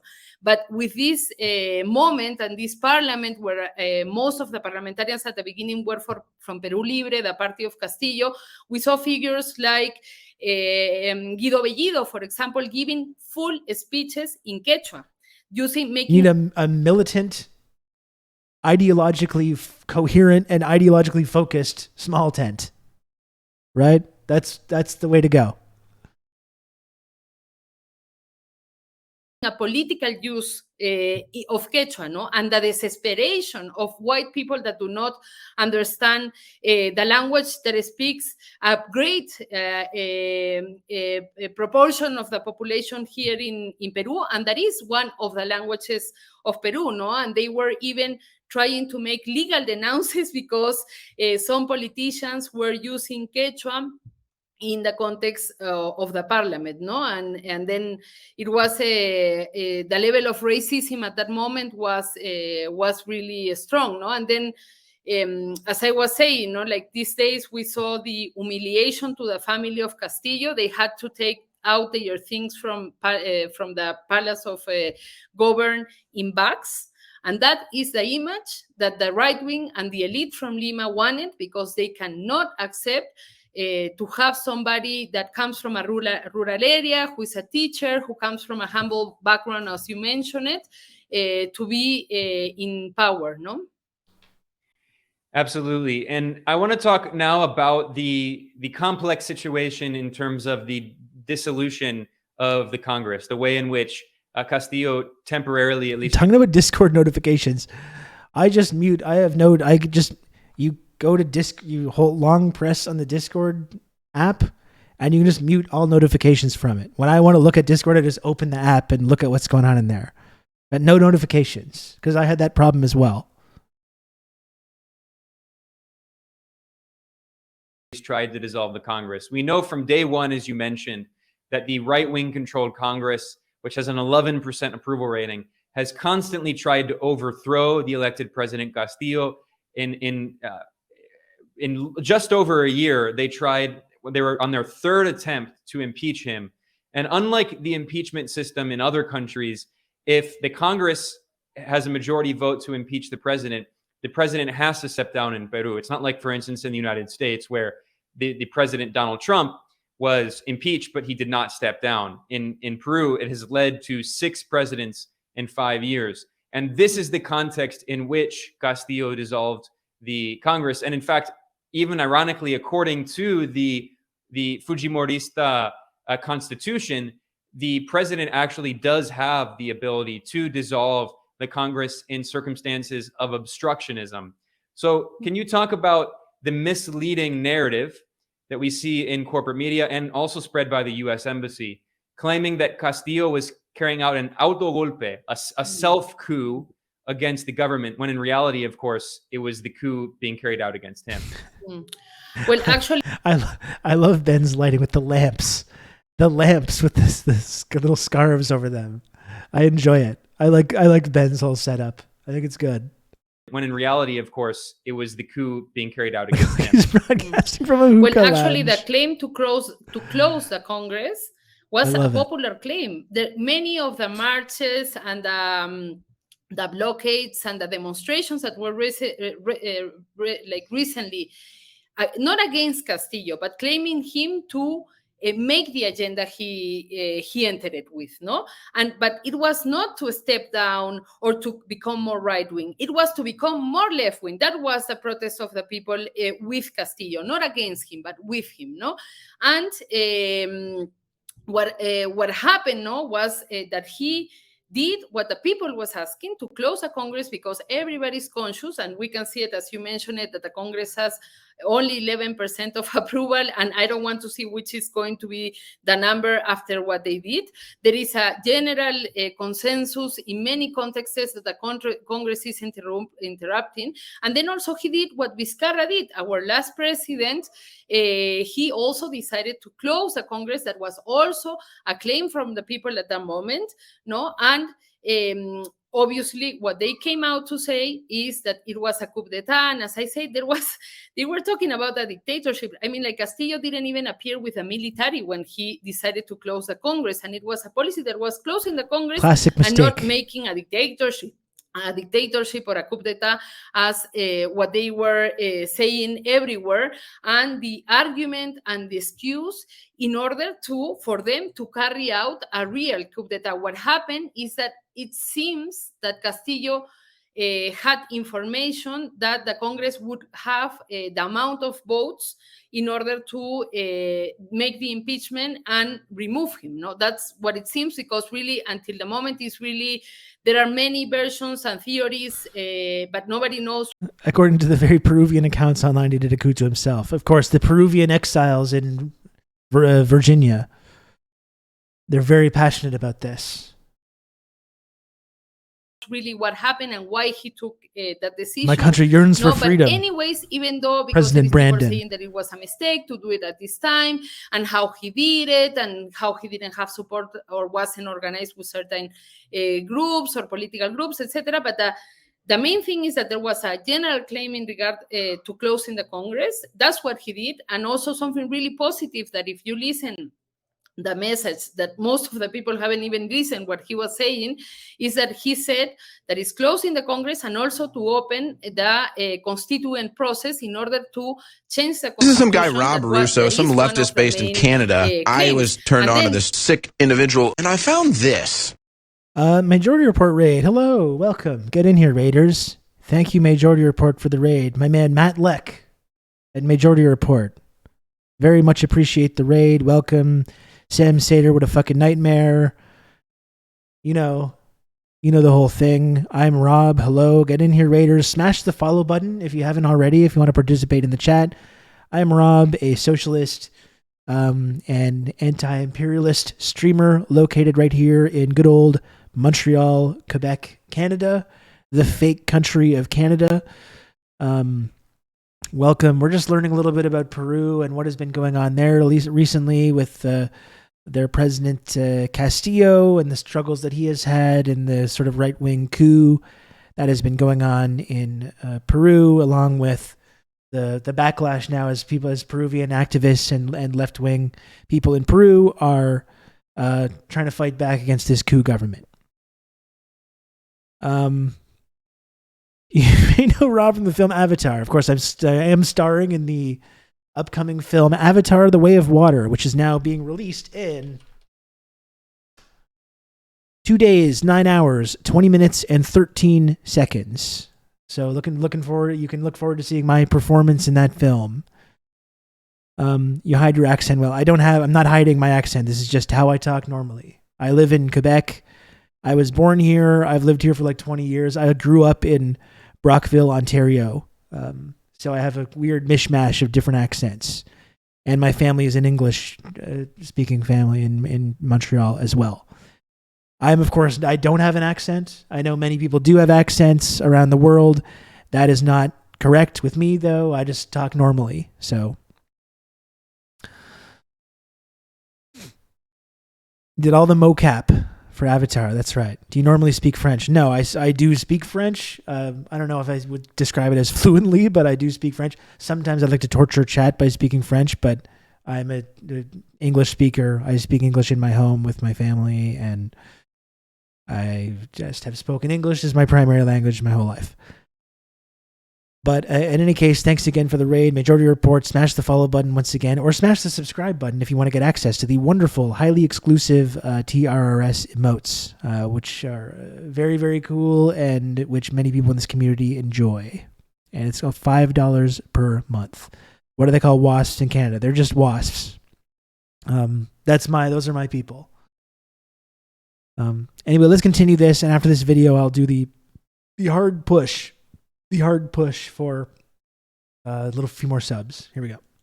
The really complex thing is that when the Congress have impeached him and kick him out of the government, the Congress was already closed. They were working out absolute legality. So because Castillo already closed the Congress, and then they took that decision, and he was detained under even if we have these laws, not non-legal procedures, and nobody knows. I'll never forgive Canada for Bryan Adams. I must admit that I'm a supporter. I enjoy Bryan Adams' music, some of his classic hits from the 80s and early 90s. I like it. And there's nothing wrong with liking Bryan Adams. I think he's a very good singer-songwriter. He's had some classic hits. Run to You, for example, a very good Bryan Adams song. He's good, folks. And listen, this man is very popular. This man sold a lot of records. It's not easy to do. Summer of '69. I mean, that's the classic, obviously, but he's got a lot of hits. He cranked out the hits for about a 12, 13 year period there in the 80s and 90s. The Robin Hood song, of course. Fucking good shit. I'm not gonna pretend that I don't like Bryan Adams just because it's convenient for you, okay? Just because it's not cool.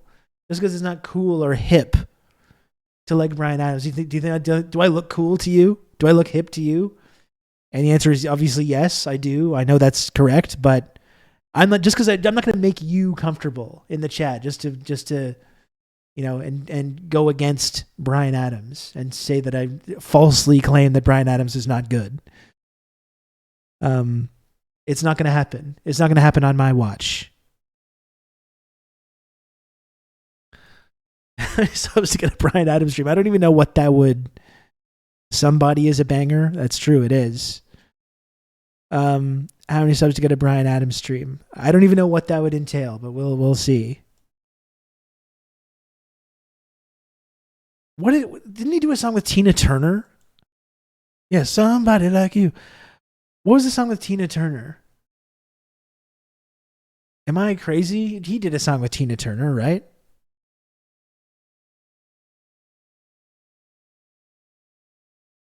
What was that one? It's Only Love. Good one. Cuts Like a Knife, also good. Heaven, of course. Number of hits. Do you know how fucking hard it is as coming from a musician and a pop songwriter myself? And if you want to listen to my pop music that I create, you can do so by going to visit hurstwood.bandcamp.com, which I will link in the chat if you want to hear that. Coming from a pop songwriter myself, do you know how hard it is to crank out a series of massive smash hits like that? It's not easy. If it was easy, everyone would do it. It's not easy.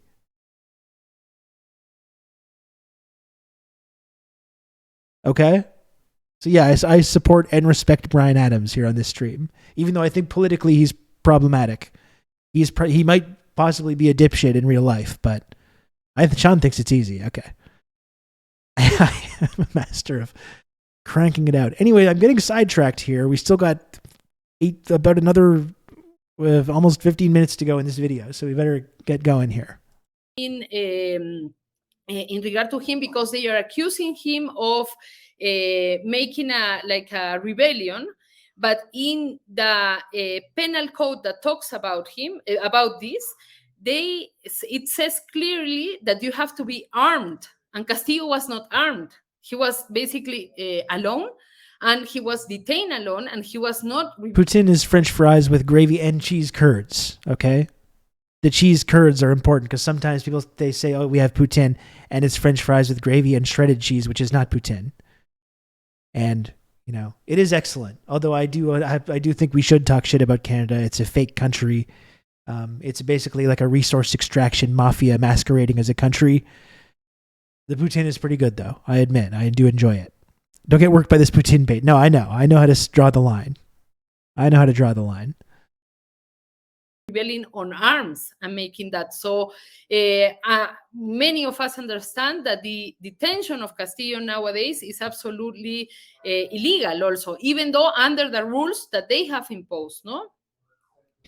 Yeah, it's almost comical in a way to see people accuse him of being a dictator when Castillo was clearly impeded in every single way. He had no control over the political system in the Congress, no control over the elite economic groups, the big corporations and oligarchs, no control over the media, which constantly attacked him every day, 24/7, and certainly no control over the military and police, which arrested him.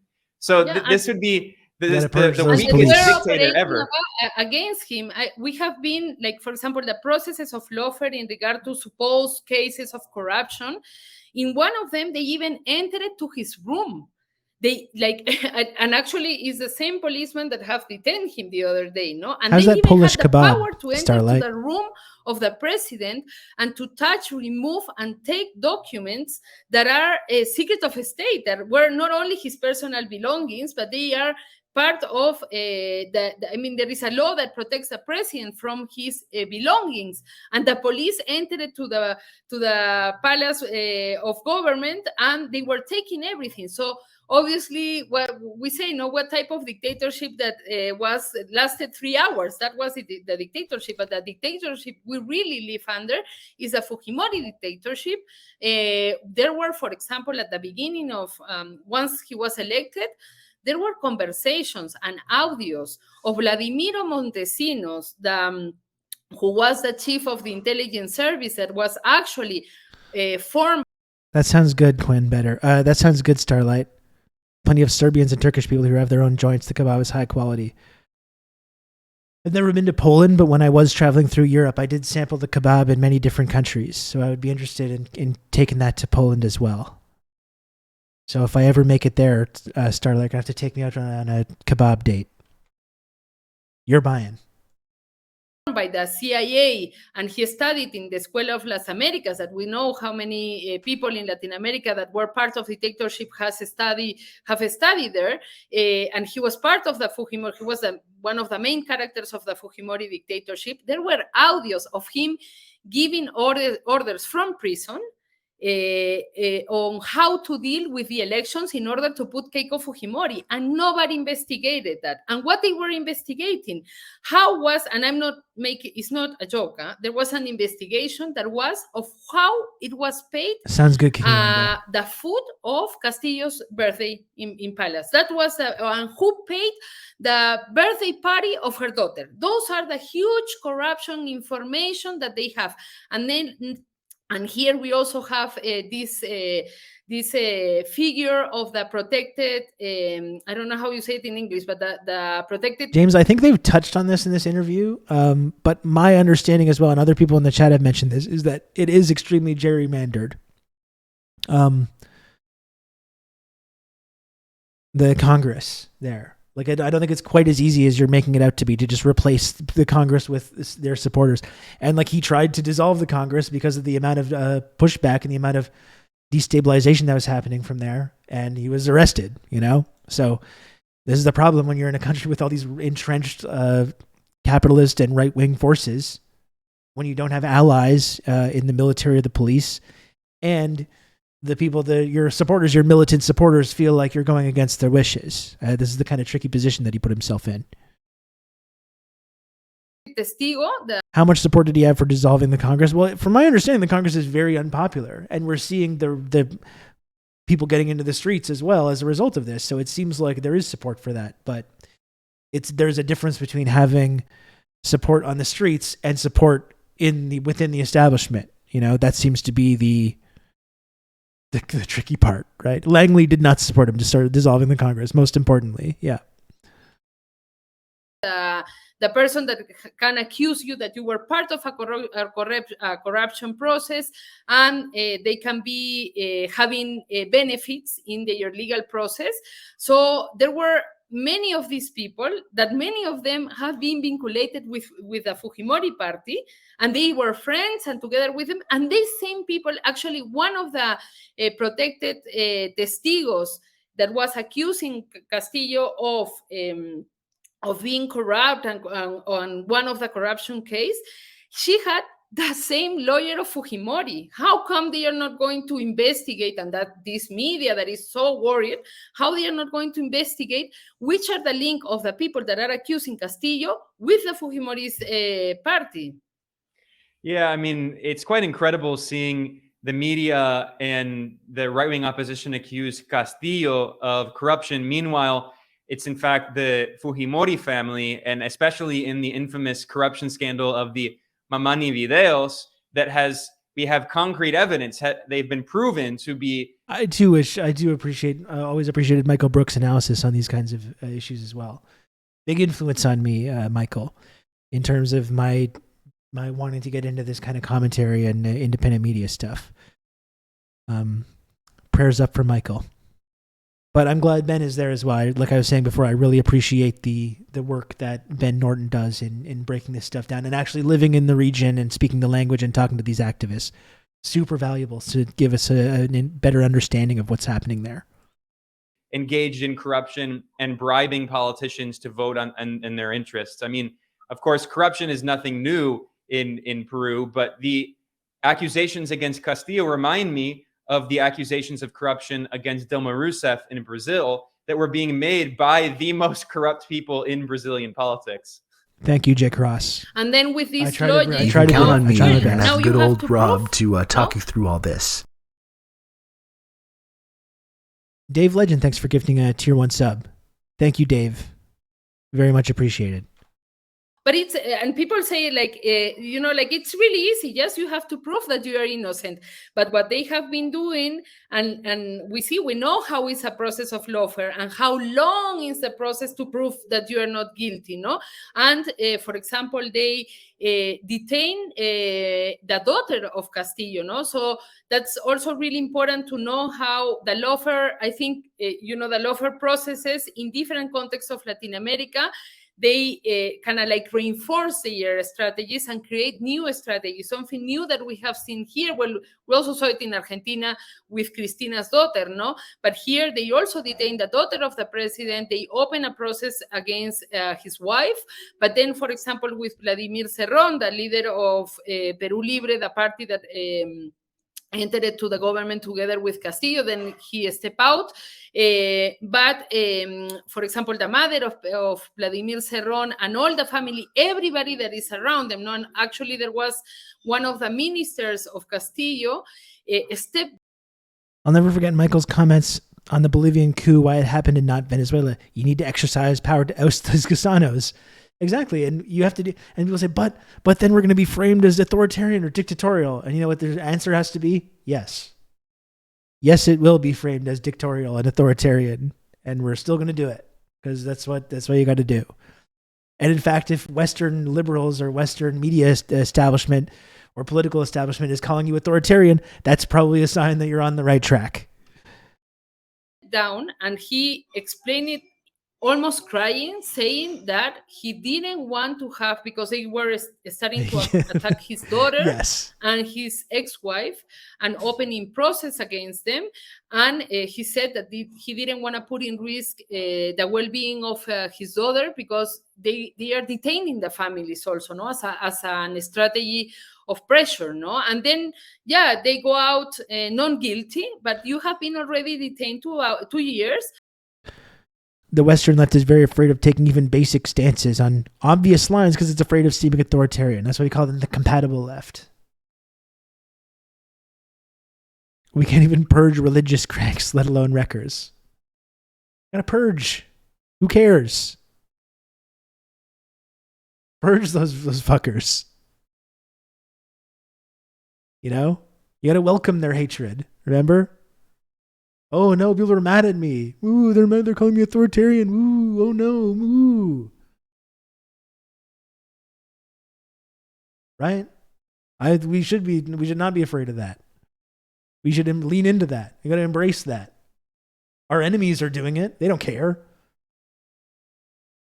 You know, it's a zero-sum game for them, so it might as well be a zero-sum game for us as well. Or 1 year or 6 months, and the media has already created their huge headlines that then are never erased, because we have seen it with Lula when everything is shown that there is he was not guilty, like many of other cases. For example, the media here didn't say almost nothing about that, no? And then nobody is processed and investigated and denounced and pays for doing these processes of lawfare. There is absolute impunity in regard to that, no? Yeah, I mentioned earlier that there have been large protests going on demanding that Castillo be freed, but they're also demanding a new constitution and specifically a constituent assembly. And this is a tweet here from a left-wing member of Congress, Guillermo Bermejano. This is a good point, Green Key. The difference with Venezuela is that Hugo came from the military. He has the backing then, which enables him to strengthen his position and carry out his policies. You can't purge an institution when you're pretty much standing outside looking in. That's a good point as well. Yeah. Very good point. And again, Castillo is someone that came from the teachers' strikes. And, that's good. I mean, that's someone that has good values. That's someone that's like should be, I think it could be a figurehead for a left-wing movement. But if you don't have that element, then you can't carry out those policies. That seems to be the difficult position that they're in. Rojas. Can you talk about this demand for a constituent assembly and what the people of Peru want to try to create a new constitution to get rid of the dictatorship era constitution? Venezuela had Chavez, who was already in the military during a time of intense neoliberal failure in Venezuela, and just a few years back they had a massive repression campaign dubbed El Caracazo, which is dubbed for the intense repression that happened in Caracas. The people wanted something new, and Chavez not only represented it, but he was able to do the inept neoliberal president and outdo the inept neoliberal president and have military mutinies and take over radio broadcast towers to put his narrative in the airwaves. And that's, again, that's with the Parenti line, right? That's exactly why people freaked out. Are they going to have their newspapers and their radio programs? It's the same fucking thing every time. But you see the importance of that, not only having that military backing, but making sure you control that narrative immediately. There's some great fucking stories about Chavez's, like, because he had his own show, right? He had like his own show. What were the thing he had like a catchphrase on his show? He'd be like nationalized. He would like point at things and say nationalized or something like that. There's a hilarious story about Chavez and on his programs his like socialist catchphrases that he would use.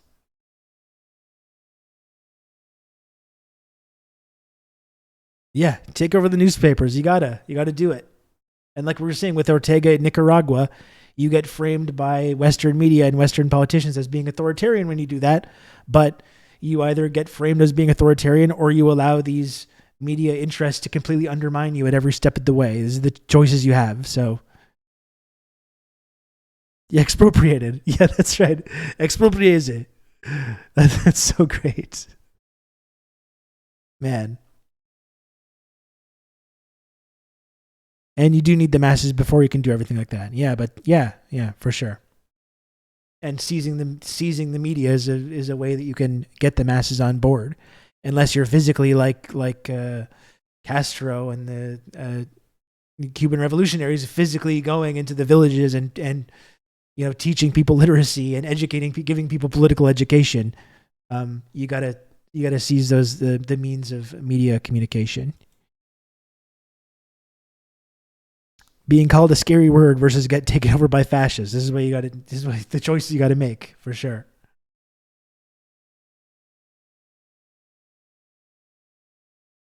Well, like in many other countries, like Chile, for example, we have a constitution that comes from the dictatorship of Fujimori that doesn't allow, for example, the state to intervene in emergency situations like the COVID-19 pandemic for example, nationalizing at least momentarily the services, the medical services, no? And for example, during the COVID-19 pandemic, we saw that the government couldn't do anything because there is a constitution that is created. That's part of why Deng reformed the PLA so the party would have tighter control. He wanted the PLA on the CPC side, didn't want to repeat the USSR. Transnationals that kind of did some pretty smart moves, absolutely, if you ask me. For example, with the gas situation, no, there is a problem that we cannot nationalize the gas. We cannot check. The price of the gas in Peru is amazing when at the same time we have gas. We are producers of gas. But because of the constitution, it's really difficult in order to make a change in regard to that, no? So now, and now you can see it, that is even bigger, the claim that we need to change the constitution. But more than changing the constitution, I think the most important thing is the process, and to think which is going to be the process that we're going to have in order to build that new constitution. No, for example, a discussion that is also here is to have a plurinational state. No, we have so many different communities and people and identities and languages in the context of Peru that have been not only excluded, they have been basically almost persecuted, like we saw, as I said, in the parliament. People speaking Quechua in the parliament, and they were always almost trying to process them legally because the white people couldn't understand what they were saying. No. Decadence, if anything even slightly left became president in the U.S., there would be so many ways to remove them or stop any sort of change from occurring. And when we're talking about the media and the role the media plays, just look at the way the media reacted to Bernie Sanders, obviously he's left wing in comparison to other like U.S. senators, an incredibly right wing institution, but still a mild social democrat, like an FDR style liberal essentially. And you saw the way that they came together when it looked like there was a possibility that he was going to be the Democratic nominee for president, came together like white blood cells attacking a cancerous tumor in the media, right? and framing it as like this scary, terrifying takeover. It's going to be like people are going to be paraded to Central Park and murdered. He supports Cuban dictators and literacy programs and all that stuff. Like, it was fucking amazing the way that the media came together. That was one of my main takeaways from following that so closely. How entrenched the media is and how much power the media has to control that narrative. And like, it was very, I think, naive of me and others, I think, in retrospect, to think that with social media and podcasting and streaming, we might be able to like match that level of influence. And that was a harsh lesson in how much more needs to be done to even come close to matching the influence and the power of the entrenched media establishment. So we need a new way of getting organized in regard to this. No, so I hope, and many of us hope, that even though we have to go through this moment, it's a moment that is going to strengthen the streets in order to claim for having this new constitution. No. And that would really be, we were talking about the current protests in Peru, even though there's this kind of coup that's ongoing with Castillo. If it did cement support for having a new constitution, which I don't think Castillo did enough to implement, that would actually be a positive development for Peru. Finally, I'm very grateful for the analysis. Finally, just to conclude here, I know in moments like these with the coup, it's always the worst moment to criticize a leader who's been overthrown in a coup. So I don't want to ask this question to criticize Castillo in this very dangerous moment for him, but just for people outside of Peru so they can understand the political context. One of the narratives that we've seen, which is true, is that Castillo did alienate some of his former leftist allies. You mentioned that he came in as president as part of the Socialist Party Peru Libre and later had a split with the party. And he also had multiple prime ministers, the leader of the president of the Council of Ministers. You mentioned several of them, Beiro and others, and they kind of had falling out. So there were people in the Peruvian left who had criticisms of Castillo, although it seems like in this moment, the left is unified against the coup. Just to provide that context for people to understand, how would you say the relationship of Castillo has been to the left and the social movements?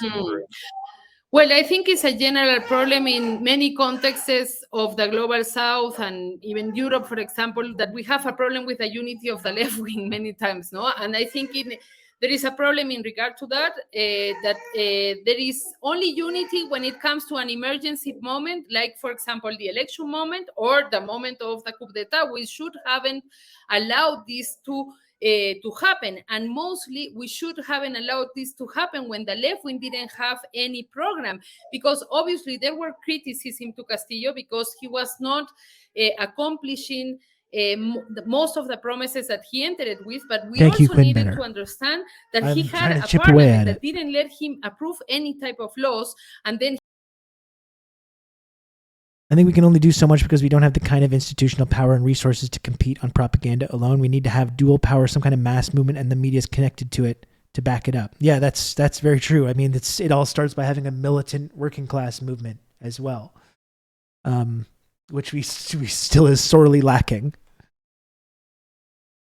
You've just become an elite member of the Friendship Triangle. Oh my goodness. Oh my goodness gracious. Calm like a Tom. Hold on a sec. I fucking swear in 2023 I'm going to automate the 10 gifted subs. Alert. I fucking promise. Early as well. Early in 2023, I will automate the 10. I will have a new animation and a new alert for when someone gifts 10 gifted subs. Here we go, though. This is for you, Calm Like a Tom. Wow. Okay, Rob. Seriously, wow.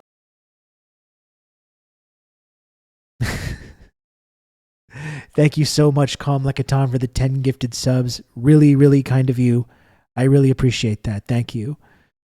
I think there was a couple months ago where my idea for this alert was, there was a couple months ago when I did like costume hour, if you remember, and I put on my leather jacket and my dark sunglasses.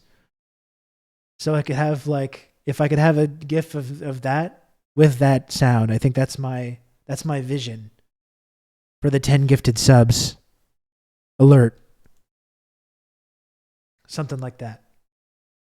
And then maybe that would entice more people to gift 10 subs sometimes, even though I know that's a big ask. Thank you again, Calm Like a Tom. I really, really appreciate it. Yeah, that is really difficult to create any type of changes if what you have to do in your daily life as a president, as a government, is defending yourself. No, I do think that it would have helped to Castillo, for example, to be stronger in having the first group of ministers he had and keeping it that way and do not change it, because then he was changing every time there was some sort of attack from the media. Then he would change the minister thinking that the media was going to stop. And I think he some way trusted or thought that if he would get less, under quotation, maybe, or less radical, no, they were going to stop. But it was even worse because, as I said, they wanted to take. You're talking about the quote that there are decades where nothing happens and days where decades happen. Lenin himself thought the revolution was generations off. I mean, that is always something that I take a lot of, try to draw optimism from the fact that Lenin, like a year and a half before the revolution, was just like hanging out in Switzerland without any fucking idea that what was about to happen. You know, I think that's something important. I do think they're very different in Canada and the United States, and the decades and decades of anti-communist propaganda and brainwashing and programming that we have to rub up against whenever we talk about this. Because, you know, I would think that the material conditions in the United States or Canada even have gotten to the point where these contradictions are so heightened and so apparent that it would lead to this mass awakening of class consciousness that has yet to materialize. So I would like to be optimistic about that, but I also recognize that it still is a huge challenge. And the bread and circuses, we got our treats still. Maybe the treats are going to dry up and maybe that's going to change things. You know, who knows, especially if this conflict with China escalates. That's going to have big impacts on the treat pipeline. So we'll see about that. But I do think that's something that I always try to keep in mind is that we're an incredibly brainwashed culture. Like that's the kind of irony, the sick irony when we point the finger at countries like China or North Korea and talk about how brainwashed they are when we're in the most heavily propagandized, brainwashed society that you can possibly ever even imagine. One of the most highly advanced, sophisticated propaganda apparatuses that has ever existed in human history, that we're all inundated with day in and day out for our entire lives. So, that's kind of the issue, right? I agree that these contradictions being heightened and lessening material conditions can lead to this kind of radical movement, but in such a heavily propagandized society, there's still this barrier. And I am worried that this trend in people's material conditions is going to lead to open fascism sooner than it's going to lead to a socialist movement. That is my fear about Canada and the United States and the possibility for a socialist movement happening here. But maybe I'm being pessimistic. I would like that to not be true. You know, I would like to be wrong about that, but I think in my darker moments of reflection, that's where it seems to be headed, unfortunately. Him out, no? And then also something that I see it as a problem, but that we can see it. I have lived 13 years in Spain and I saw it. I see nowadays a lot, for example, with the racist speeches from the ultra right wing from there, that we have allowed here to have a right wing that is putting the agenda, no? That if there is a denounce of corruption, everybody says, yeah, maybe he's corrupted, no? And not thinking that everything that the right wing says and the media from the reactions to the 2020 protests seem to bear that out. Is part of the year agenda. 2020 was a very educational year, wasn't it? No? So I do think there has been several mistakes. There is also... which resulted in significantly more money being given to police who have killed more people this year in the United States than in several years previously. So nothing about those protests changed anything whatsoever. And in fact, all the things that people were protesting only became more entrenched and all the problems just got worse. I'm not thinking of a generational timeline because I'm not sure we have that kind of time, but I think there's an appetite already for change, but people are very fragmented and demoralized. I think you can't really wait around for the right conditions. You have to do preparatory work. Before you get to that point, a lot of it is failures to organize and failure to learn from past attempts and from international examples. And like what we talked about starting the stream, Lana, before you showed up, is just the lack. When people have these like left-wing tendencies, and I think especially a lot of young people are naturally inclined to have these tendencies, right? But when it's not backed up by theory, it doesn't go anywhere, or it gets redirected into harmful or reactionary directions. And that is why I think it's important to have that. It's important to have that grounding, even though I think maybe if you asked me in 2017, 2018, I wouldn't have thought it's important. I don't want to read books. We should just talk about socialism and organize. But I think you need to have that framework. You got to have that theoretical framework in order to have everything click into place. And that's kind of the hard part. I think because forcing people to read is ableist. So to think that we can not only discuss about how to stay in the government, but there is a need to have a political project that we hope it goes through the constituent process, no? But I hope really that after this situation, there is a deep reflection in every...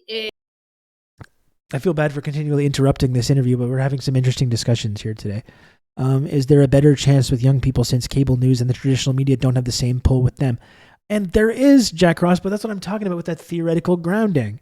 Because even a lot of the people that become popular on these like alternative media sites like YouTube or Twitch or whatever are reactionary themselves, like Tim Pool, and like they're reaching those masses first.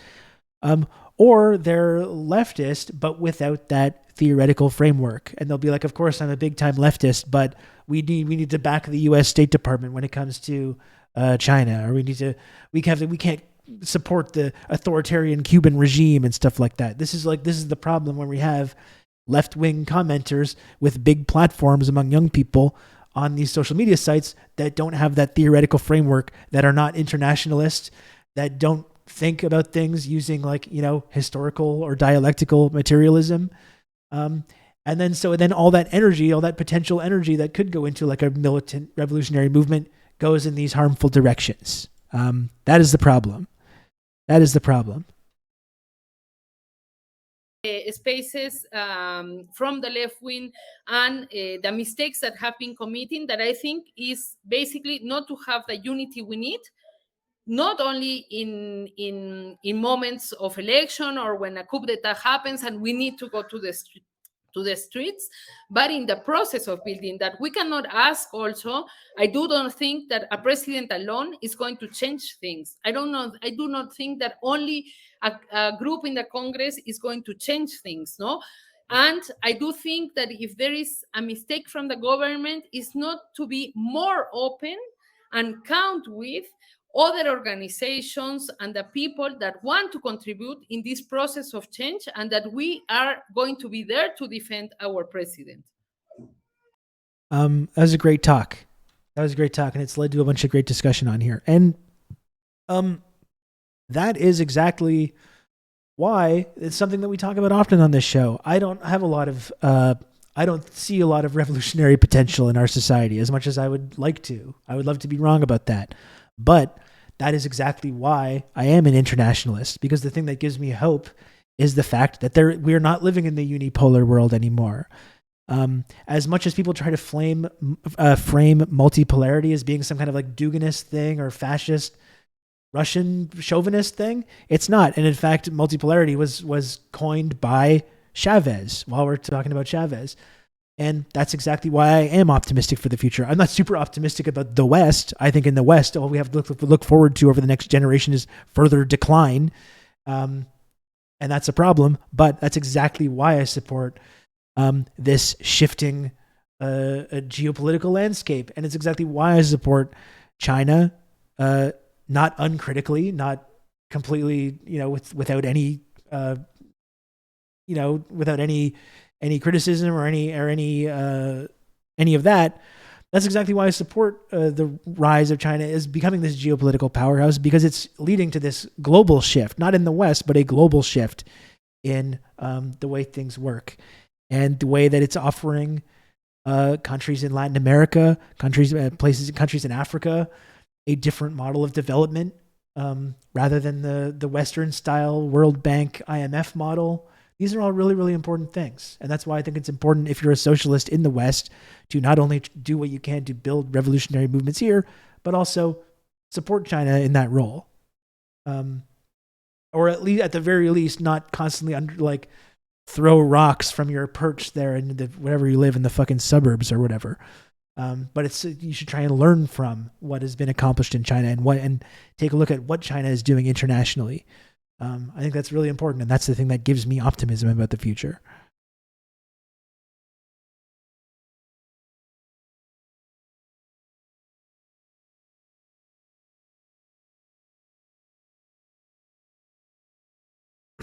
I gotta go soon, folks, but I will remind everyone, it's been a fun stream today. A lot of good commentary, a lot of good discussion, a lot of good discourse. If you want to support this stream and support the work that I do here on twitch.tv, please smash the subscribe button. It costs $5 per month to subscribe to the channel. You get all the wonderful emotes available on this channel, which I think we can see here.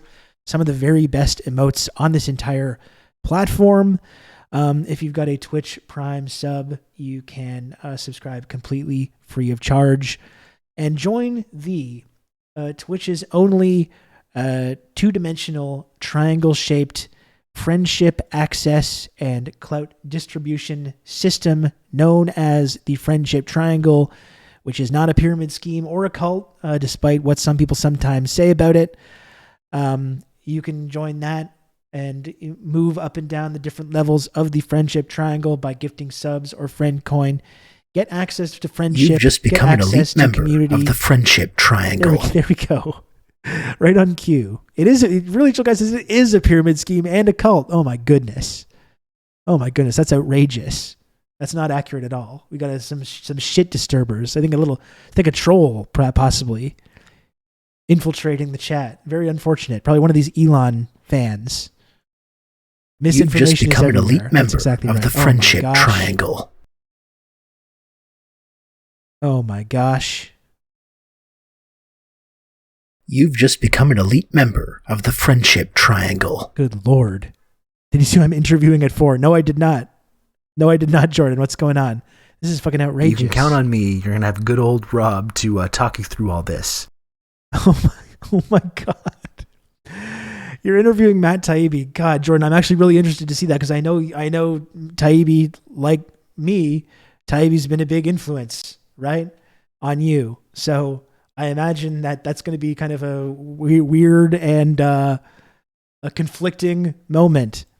Taibbi, who is new, he's literally out there on Ben Shapiro doing the conservatives are getting better at comedy and it's making the left nervous thing. He's unironically repeating this. Talk about it while we're talking about people that don't have that theoretical framework as well. Taibbi there is a perfect example of someone who has done a lot of valuable commentary about the way capitalism functions, but doesn't have that theoretical framework and inevitably goes off into these reactionary directions. He cited Matt Walsh too. What the fuck is he doing? God damn, it's just depressing and humiliating. Jesus Christ. Gen X Bushy, thank you so much for the 5 gifted subs. I really appreciate it. Thank you, John, for the 5 gifted subs as well. Very kind of you both. And thank you, Calm Like a Tom, as well, just carrying the entire stream today with 5 gifted subs. Calm Like a Tom, thank you so much. I really appreciate it. Thank you. And thank you, Highway 70, as well, for the 6 month of Bezos bucks. Thank you, Highway 70. I really appreciate that, folks. I wasn't sure if we were going to get to the goal today, and we did it. Like I said, it's been difficult for me to stream regularly over the last couple of months for a variety of reasons. Last week, I was dealing with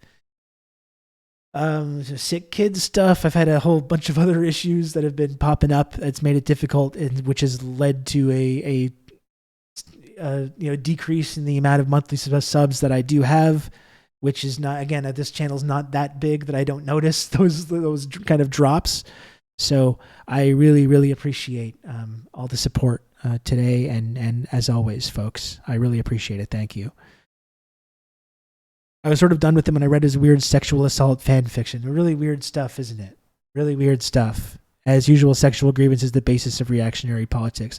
It's weird as well how transphobia in particular is this just doorway for people. As soon as they start asking these kind of questions, I'm just asking questions about trans stuff. Like fucking 6 months later, they're on talking to Ben Shapiro and saying that Matt Walsh guy is really making a lot of sense.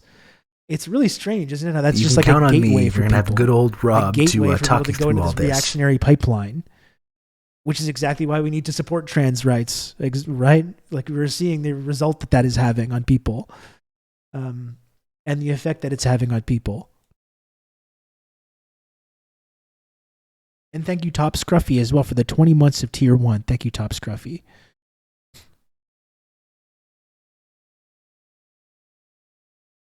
You know, and that's exactly why, you know, if you're on the left in the West, regardless of like what anyone says, what these patriotic socialists says, which is a way to kind of put a button on this stream because we talked about this originally, you do, in fact, it's not bourgeois decadence or Western decadence to support LGBTQ rights. You do, in fact, have to support LGBTQ rights. You do, in fact, have to support trans rights and trans people. I mean, it should be a fucking no-brainer. I mean, you said in Weimar Germany, trans rights were a gateway to fascism as well there. And we're seeing the same thing happen now. And we're seeing liberals and other some sort of pseudo-leftists getting sucked into it and making the exact same fucking mistakes. So you do, in fact, need to support trans rights and LGBTQ rights.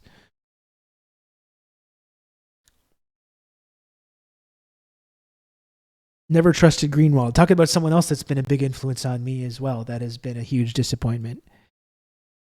It's when I've been tuning into watching some of Greenwald's clips from his new show too. And that's the thing about Glenn Greenwald, is that he did actual journalism at one point about the security state and drone strikes and spying and all this stuff. He is not like a charismatic host, though. Not like this guy. Not like this guy, right? Glenn Greenwald is not someone that I would tune in to watch a nightly program, you know? But I don't know. I just got here. Did you guys hear Radio War Nerd podcast where they discussed Taibbi's work with Twitter? It was insightful since someone worked with them in the exile in Russia. That sounds very interesting. No, I didn't hear it, but I would like to hear that. He did not do actual journalism. He posted leaks given to him. Well, that was part of it with Snowden and everything. But I would say Greenwald's, I don't know if you want to call it journalism or commentary, but talking about the Obama administration foreign policy and targeted assassination program, that was hugely beneficial to me as someone that in 2008 thought Obama was going to be a great change in the U.S. government and was going to bring about this kind of new movement. You know, Glenn Greenwald's uncovering of Obama's fucking barbaric foreign policy was really influential to me. I don't know if you want to call it journalism or what, but I mean, that was very helpful to me in terms of like bringing me along to the pipeline that got me to where I am today. He's always been anti-communist. That is true, and that's one thing that in 2010 I probably had way less of a grip on than I do now. Well, that's the thing. Yeah, until it fell for it until 2009. A lot of people did, and a lot of people. Obama was very radicalizing for a lot of people in our generation around the world. You know, I'm not American, but people around the world were inspired by Obama, and a lot of people around the world were then disgusted and disappointed by the actions that his administration took in both protecting the wealthiest people in the financial crisis and throwing homeowners under the bus, blowing up weddings and funerals and hospitals, and this brutal, blood-drenched drone program that he was happy to escalate, which Trump then escalated even more. A lot of people can't handle hearing about genders. That's like crybaby loser shit to me. Like, fucking Jesus Christ. With everything going on, this is what you're fucking worried about. This is what you're worried about. Glenn also supported the Afghanistan war. And that's the thing. I think Glenn Greenwald's career prior to Obama was kind of like not really talked about as much when he became to build a following. And you realized how much of Greenwald's work was just owning the libs, just being anti-liberal as well, and stopped reporting as much on drone strikes when Donald Trump administration escalated the drone program that Obama had helped create and bombed all these other countries. Suddenly Greenwald wasn't that important to Greenwald to talk about that. He was more interested in talking about like you're gonna Russia. Have good old Rob to talk you through all liberals this. were obsessed with TRRS Sanker liberals based PAUSERS. Thank you, Useless. Thank you, Useless, for the 11 months of Tier 1. Very much appreciated. Useless teammate. Thank you. People just living their lives are an existential threat to me, a rational person. It's also people that have had their minds broken by Twitter as well, right? Because I think you see I think trans people probably have more of an outsized influence on Twitter, and I think it gives a distorted idea to people about trans representation in broader culture. And you see a lot of people pushing for trans rights on Twitter and talking about things like gender and things like that. And you make, the society is going crazy. What are we talking all this gender stuff for? And it really undermines, I think, how actually marginalized trans people are in actual society, not just online, you know? So I think people that become obsessed with this and become very reactionary in reaction to it it's kind of like giving the game away about how their brains have been warped by social media. And then you find yourself thinking that this incredibly marginalized group is somehow like powerful. They're like these powerful group that are wielding all this power in society, which is the opposite of the truth, when they're literally being targeted by the most powerful people in society. You have people like fucking Jordan Peterson, whoever, who think that like pronoun people are just the ultimate threat to civilization, or Elon Musk with the whole woke mind virus thing. I mean, that's the thing that they're fucking concerned about.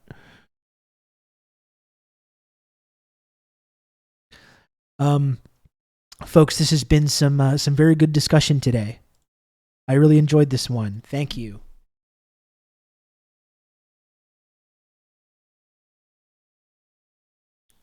Thank you, folks, for watching the stream today. I'm going to go now. I'm going to go pick up my kid from school in about 20 minutes, so I got to get going. Thank you for watching. As usual, I will be back. I think, I'm not going to do a full stream tomorrow because I got to go early. I got to go at around 1 p.m. Again, I got to go to therapy tomorrow. So I think I might do some stuff tomorrow. Probably I might just do some Fortnite tomorrow rather than like a proper TRRS episode. But thanks again, folks. Let's go ahead and raid our friend Dan Simpson. Dan Simpson, another fine Dan Simpson. I really enjoy Dan Simpson's singing voice, and you can tell him I said so. So I'm playing some guitar and singing the other day, and I was like, this is kind of nice. This is kind of nice, that Dan Simpson. Let's get to work on the Bryan Adams karaoke stream. Thank you. Yeah. So thank you again, friends. Thanks for joining us. Please, also, I'm gonna pitch this one more time. Please, if you can, if you like the music that you're listening to right now, at this very moment, composed by me, please check out hurstwood.bandcamp.com. That is my kind of burgeoning midlife crisis music project that I'm working on. There it is. I'm very proud of this music. I am going to be releasing an album over the next couple of months, I guess. I got like 7 songs ready to go. I guess I'm doing this. So please check out the Hurstwood Bandcamp page. I appreciate it a lot. Let me know what you think. I'll put it in your music channel I'll put it in right now. And that's right, Jordan. You know how I operate. I'm trying to get more comfortable with sharing this with people. It still makes me a little anxious, but I'm proud of this music. I like it. So I'm trying to get it out there for people. Thanks again for watching, folks. Enjoy the Dan Simpson stream. Give Dan my regards. I'll be back tomorrow, I think, with a little gaming. All right? And until then, I love you. Goodbye.